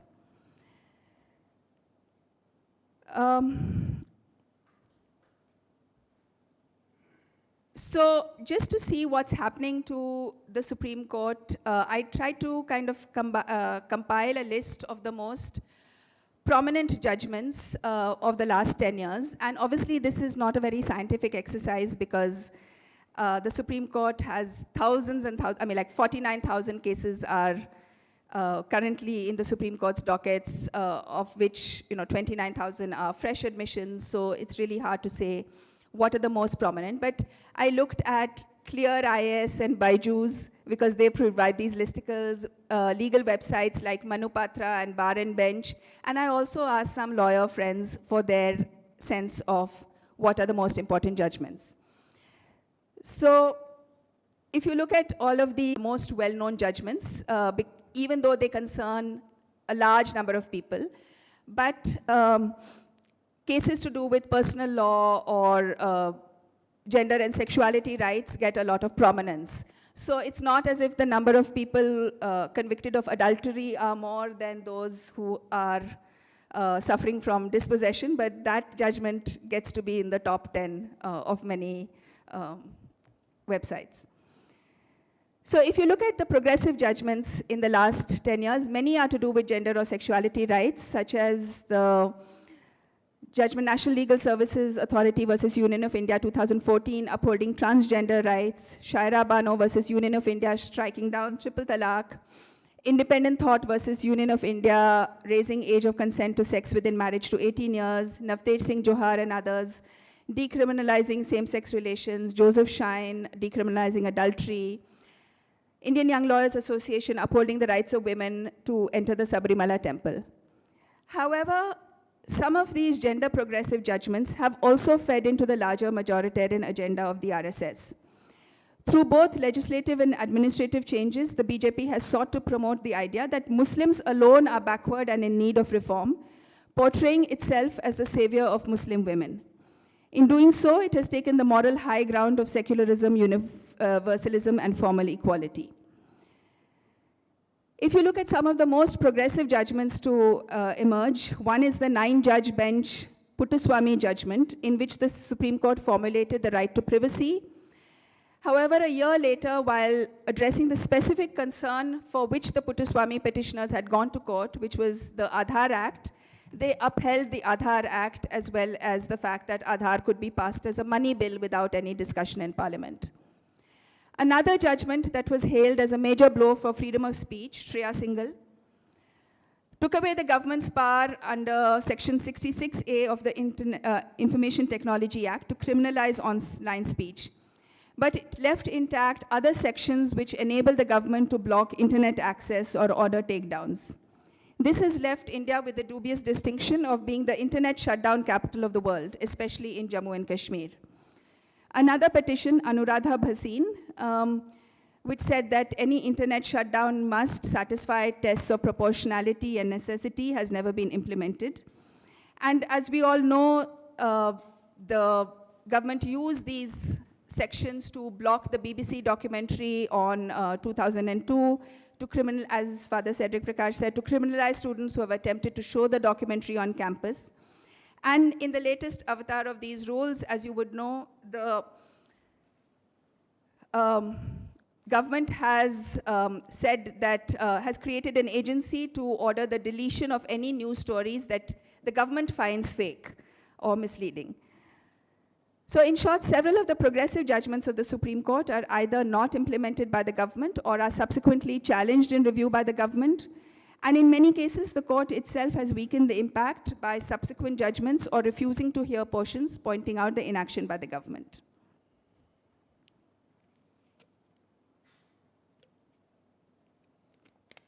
A remarkable feature of the current government is the degree to which critics and minorities have been charged and arrested. While those on the Hindu supremacist right, even if involved in terror and heinous offenses, are simply not charged or their bail is not opposed by the police. The most glaring example, perhaps, is Sadhvi Pragya, who was released on bail for the Malegaon bomb blasts, which took place in 2006, who is now, as you know, a member of parliament. Vigilantism, ranging from state-sponsored to state-tolerated, has become increasingly common. 2014 to 19, the first period of this government, was marked by the rise of self-styled cow protection squads, who lynched Muslim cattle traders with impunity, but it was the victims who were charged under stringent laws against cow slaughter. There are a number of cases and Muslims and Christians being arbitrarily attacked by RSS fronts on grounds such as that they were engaged in forced conversion, love jihad, bringing Hindu girls into romance, praying in public places, spreading the coronavirus, etc. Most recently in Chhattisgarh, the VHP has been calling for a boycott of Muslims and Christians and is purposefully fomenting trouble against Adivasi Christian groups. And this is really one of the saddest things to see, the way in which peaceful areas are now being poisoned. And the spread of Jai Shri Ram as a slogan in an area where over 80% are not followers of Ram. 80% are Adivasis following their own religions, 2% Christians, and 2% Muslims in those Chhattisgarh areas, and very few actually Hindus. So for them to be the dominant community is just sheer majoritarianism. Even though the Supreme Court issued guidelines in Tehsin Poonawalla versus Union of India in 2018 to check lynching, these have not been implemented, and the court has been unwilling to hear contempt petitions. However, and this, I'll end with this, the two judgments, well, just a few more things. The two judgments that mark a major turn in criminal jurisprudence are the Watali and the PMLA judgments. In NIA versus Zahoor Ahmad Shah Watali, the Supreme Court overturned a Delhi High Court order releasing Kashmiri businessman Ahmad Shah Watali on bail. The Supreme Court ruled that trial courts hearing offenses under the Unlawful Activities Prevention Act, UAPA, could not go into the veracity of the documents produced by the prosecution while hearing bail appeals, since that was a matter of actual trial. This impossible bar on bail has enabled the police to use UAPA rather than the regular provisions of criminal law against minorities and anyone inconvenient to government. So it's really the Watali provisions against bail, which have been used against the Bhima Koregaon 16, against the Delhi riots, people who have been arrested, of which, although a large number of students took part, it was the Muslim students who were arrested. And like the UAPA and Watali, another judgment which creates a dual class of citizens and which the government can use to arbitrarily attack people who are either in opposition or who are dissenting against it. The second is the PMLA judgment. In 2022, in Vijay Madanlal Chaudhary and others versus Union of India, the Supreme Court upheld the Prevention of Money Laundering Act. And a range of offenses have been brought under this act: fraud, forgery, cheating, kidnapping, copyright and trademark infringements, environmental offenses, and even the immoral traffic of women. So all of these offenses are already covered under regular criminal law, but by bringing them in as PMLA offenses, the government can choose whether to apply PMLA or to use regular law. And it is PMLA which makes bail impossible and which overturns the normal protections of law. For instance, under regular law, confessions to the police are not allowed, but the ED has none of the restraints of the regular police, and it is the ED which is charged with prosecuting PMLA cases. So basically, the government has created these two parallel legal systems, or a form of dual legalism, in which some people can be charged with UAPA and PMLA and denied bail, and some people can be charged with the regular criminal law, and some people cannot be charged at all. So it's actually a triple system rather than a dual legal system. There are three other kinds of cases which have personally helped the Prime Minister, such as the Haren Pandya judgment, the Zakia Jafri judgment, the Rafael judgment, and the demonetization judgment. There are cases which have helped the RSS agenda directly, such as the Ram Janmabhoomi case, the EWS case. And there are cases which have been extremely helpful to this government simply because they have not been heard at all. And in fact, the biggest favor that the Supreme Court has done to the government is by refusing to hear constitutional cases. Among these, the first one is Article 370, which read down the conditions on which JNK acceded to India. And even habeas corpus cases have still not been heard coming from Jammu and Kashmir, leave alone the JNK Reorganization Act. The second is the Citizenship Amendment Act. And by not hearing the cases, the Supreme Court has enabled the criminalization of all those citizens who were protesting against the CAA. The third major case is the electoral bond scheme, which has created a lasting unfair financial advantage for the BJP. Since the scheme came into existence, over 10 billion rupees worth of bonds have been sold, with the lowest average purchase being 10 million rupees or 10 crore. And 68% of this amount has gone to the BJP alone. So the scheme is clearly a way of subverting the electoral process by cornering funds, denying funds to the opposition, and enabling quid pro quo policies. The Supreme Court has also been sitting on the constitutional validity of anti-conversion rules, some of which also penalize interreligious marriages, as well as on laws against cow slaughter. By outsourcing several decisions to a seemingly disinterested and neutral judiciary, the government has been far more successful than it would have been if it had imposed these decisions purely by legislative majority. In turn, by addressing a variety of political issues as purely legal matters involving land titles, crime, or economic policy, and not addressing them as constitutional questions or questions of justice, the courts have collaborated in the delegitimization of dissent and reinforced the claims of the government. And yet, there are people like Stan, many among you, many in this country who will not give up hope, for whom the Constitution continues to be the beacon, not what this particular government or this particular Supreme Court or this particular judiciary at any level makes of it. And it is we, the people, who will ultimately ensure that justice is done. And I thank you once again for the faith that you have shown in the Constitution, in your own orders, in your own faith, and for providing that hope and confidence to the rest of us through your activities and through your prayers. Thank you.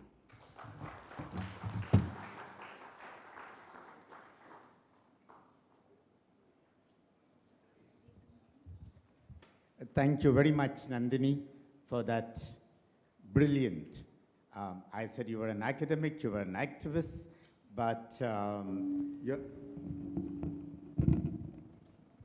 you are also, I think you belong to the legal fraternity too, because you have literally taken us down what's happening in the courts, in the Supreme Court, in terms of the constitutional reforms which are happening and not happening, cases which are not being heard. But thank you for that brilliant keynote, that inaugural address which you have given us. I think it sets the tone, because we are talking about that interface, that interplay, but faith and justice. Can we do justice if we don't have faith? The question that is a poster raised earlier this morning. And if we have faith, can we not do justice?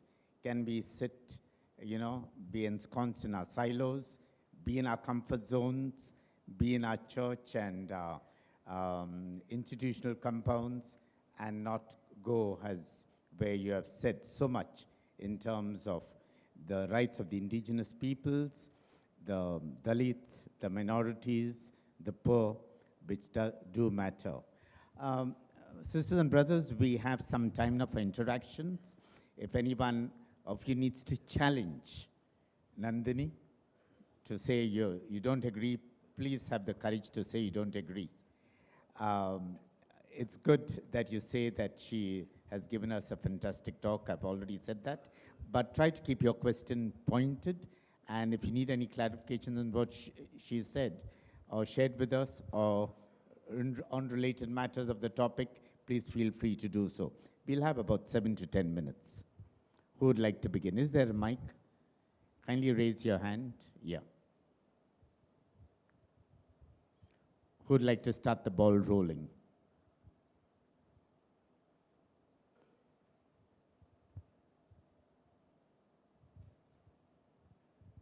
Hindi में भी पूछ सकते हैं. बोल दीजिए, Father Jerry, the head of our Law School of St. Joseph's. Thank you, Madam, for the presentation and analysis. In most of the states now, the so-called anti-conversion bill, act is the freedom of religion supposed to be. act is in place, when our works of charity and faith is criminalized, how do we connect now, or perhaps in a public space, how do we articulate that faith which has to be essentially led to justice? We are forced to use secular language. We are witch hunted for most of the times. In this connection, is it wise to make it to sound more constitutional in our language and in our approach? Or perhaps we should go back to this expression of faith and claim that is our constitutional right? Yeah, Priya, for the moment, we'll just take this one question, and then we'll see if there are more questions coming. Yeah, it's on, I think. Nandin, No, we'll finish this one answer, Meghnad. Thank you. I think that I'm not a lawyer, so I don't know how the various cases challenging these anti-conversion laws are being framed. But personally, I think that it should also be challenged under the SCST Act, because what these anti-conversion laws are also claiming is that Adivasis and Dalits have no agency. They don't have the mind to make up their own minds as to whether they want to adopt this faith or not. So by not only are you criminalizing people who are engaged in practicing their faith, but you are treating Adivasis and Dalits as if they are mindless children. And I think that is deeply, deeply objectionable. So I don't know how one can actually frame this, but I think we need to think about ways to frame it in different, we need to think of all sorts of different ways to frame this issue and to take it up, because it's deeply an assault on the Constitution. Meghnad, then Marianus. First Meghnad, then Marianus. In today's date, we have to, the situation is such, we have to work for saving the Constitution. I'm not denying that. Sometime with Stan, we used to laugh, the so much of faith he had. He was putting, and I used to joke with him. In this room, we are talking of some people who are martyred, and in this room there are people present that this Supreme Court and court, when they give negative judgment, what pressure they get from the ground. So how much you as a person think that we still have to fight to implement things? We have no other road left. I'm not telling through it, but how you as a person think that we still have to give faith like Stan and others that has gone. Marianus, will you like to bring your question too, so that Nandini can take the two questions together? Thank you very much for that comprehensive, wonderful input that you have shared with us. My brief question is, in the light of the prevalent situation in the country, what will be the way forward? Some suggestions, what could be the roadmap for the assistancy? In my interaction with Dr. Ramdayal Munda on the prevalent situation that time, during his time, he used to say, हम कितना लड़ाई करेंगे, हम लड़ते लड़ते थक गए हैं. Of course, we should not give in, should not give up. We have to keep moving forward. But then any suggestions as to how we keep safeguarding the democracy in the country? Any tips? Definitely it's not possible to give a comprehensive roadmap. We have to work it out ourselves. But anything that strikes you, that will be helpful. Thank you. We'll take a third question. Father Jacob Jarapuch. हम लोग सभा सम्मेलनों में जैसे यहाँ हो रहा है डिस्कस करते हैं और कहते हैं कि आदिवासी हिंदू नहीं है, लेकिन बाहर तो वैसा ही चल रहा है कि आदिवासी हिंदू है. जैसे हमारे छत्तीसगढ़ में जो कुछ अभी हो रहा है उसको ज़बरदस्ती हिंदू बनाया जा रहा है, चाहे तो घर वापसी, जिसका घर ही नहीं था उसमें उसको वापसी कराया जा रहा है. तो इस पर हम लोग एज इंटेलेक्चुअल्स थिंकर्स क्या कर सकते थे और आदिवासियों को इस भ्रम से दूर कर सकते थे? Okay, shukriya. Now, 3 questions, more or less on the same telescopic lens. मैं आखिरी सवाल से शुरू करती हूँ कि कई सुप्रीम कोर्ट जजमेंट्स में साफ लिखा है कि आदिवासी हिंदू नहीं है, तो लीगली आदिवासी हिंदू नहीं है। उनमें से कोई लोग हिंदू हो सकते हैं, कोई लोग क्रिश्चियन हो सकते हैं, कोई लोग मुस्लिम भी हो सकते हैं, पर ऐसा नहीं है कि डिफ़ॉल्ट आदिवासी हिंदू है। तो जो घर वापसी की जो प्रथा है, उसका झूठ लोगों के सामने लाना बहुत ही ज़रूरी है। और मुझे लगता है कि जब तक आदिवासी समुदाय अपना जो धर्म है उसको आगे नहीं रखता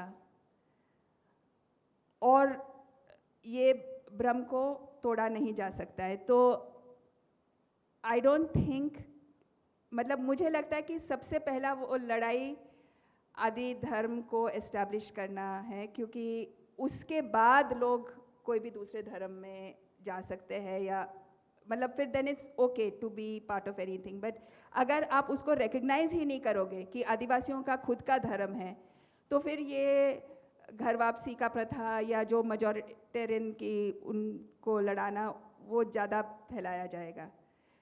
तो हम देखते हैं कि जिस तरह सेंसस में भी आदिवासियों को हिंदू में धकेलने की कोशिश की जा रही है, स्कूल में उनको उनके नाम के साथ माडवी मतलब जैसे हिड में देवी लिखा जाएगा या मंसूराम लिखा जाएगा ऑटोमेटिकली, चाहे वो चाहे या नहीं चाहे, वो उनको ऑटोमेटिकली स्कूल रिकॉर्ड्स में उनका नाम बदला जाता है। तो अलग अलग स्तर पर लड़ना पड़ेगा, पर ख़ास तौर जो एनवायरनमेंट और आदिवासी की जो रिलीजन की जो क्लोज रिलेशनशिप, उसको हमें डॉक्यूमेंट करना ज़रूरी है। और बाकी जो सवाल उठाए गए हैं, मुझे भी नहीं पता, मैं भी ढूंढ रही हूँ कि हम लोग कैसे लड़े, और मैं भी आप लोग को की तरफ देख रही हूँ कि आप मुझे करेज दें, और क्योंकि आसान है, ख़ास तौर जैसे हम लोग जो यूनिवर्सिटी में काम करते हैं, सैलरीज अच्छे आते हैं, रेगुलर है, तो हम लोग भी आसानी से बैठ जाते हैं ना, क्योंकि मैं यूनिवर्सिटीज़ में देखती हूँ कोई आवाज़ नहीं उठा रहा है, स्टूडेंट्स रस्टिकेट हो जाए, कुछ भी हो जाए, हम सब लोग चुप है, कुछ भी नहीं हो रहा है। तो कम से कम एक दूसरे को देखकर, एक दूसरे से मिलकर हम सब में थोड़ा होश आ जाता है, थोड़ा करेज आ जाता है, तो मैं भी ढूंढ रही हूँ। और मेघनाथ का सवाल को same. So we need to have hope. I think we have run short of time. We have had a bit of interactions, I'm sure, because Nandini will be here even in the noon and the post-noon session before she returns, and we can always have the personal interaction. I call upon, to give the vote of thanks to.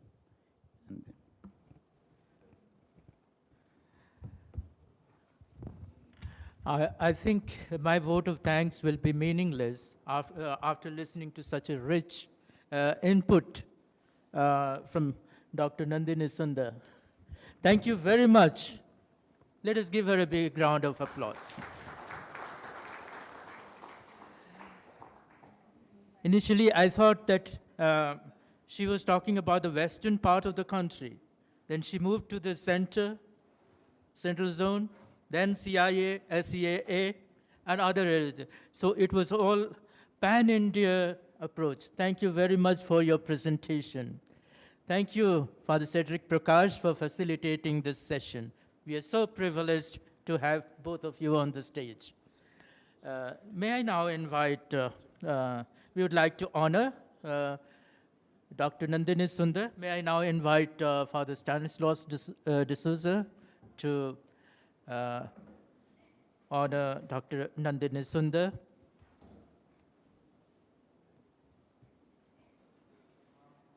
with our Adivasi shawl.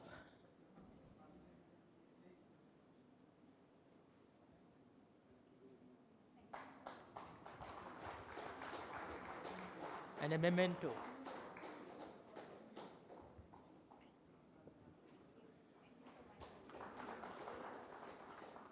We also recognize the services rendered by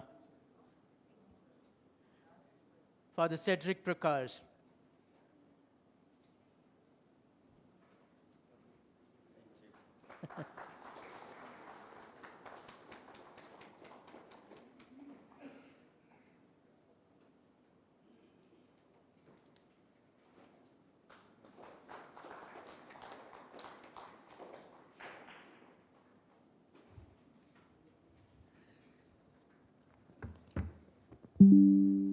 Thank you very much. Yeah, friends, we get into now the group sharing, and there will be the groups. Everyone has been put into a particular group. We have two questions which will also be projected here on the... basically, we are trying to be as sharing as possible. We need to dialogue, we are saying.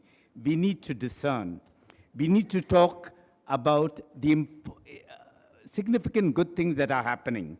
So share with others in the group, but very briefly. Don't need, this katha. We have a lot of kathas going on everywhere. One concrete instance of a faith that does justice. Either your own experience, somebody maybe from your province, somebody have heard. So let it be as tangible as possible. We have excellent witnesses here, lay people and others who have lived a faith that does justice. So share in a very personal way these stories with one another. We are trying to build hope. We are trying to build resistance. We are trying to build struggle with the view of having this an emerging new India based on the principles of justice, liberty, equality, and fraternity. So briefly, every group will have to have a moderator and a secretary. In the context of the inaugural address, which Nandini Sundar has just given, what more? We Jesuits speak about Magis, St. Ignatius, and our Ignatius principles, our way of proceeding, as never to be satisfied with what we are doing now. What more should we be doing as an assistancy? We are here from Nepal, we are here from Sri Lanka, and different parts of India. As a province, in terms of collective, we work together in collaboration with ourselves and with others, and individually, to ensure that constitutional rights, be it Sri Lanka or Nepal or in India, reach our people. Practically, what more should we be doing at these three interrelated levels? At the assistancy level, at our province or region level, and ultimately individual level. I hope they are clear. There will be a moderator and secretaries, and the groups will be put on the stage. Thank you very much. Okay, thank you. Now we shall go into the groups for the discussions. So your names and the groups will be displayed on the screen, and kindly find out your place.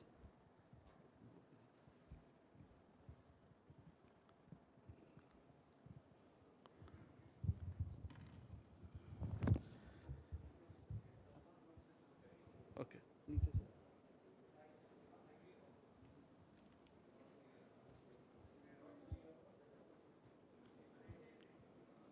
Okay, we are in 10 groups, starting from group number 10. I'll read out the names. Father Silvanus Kaketa,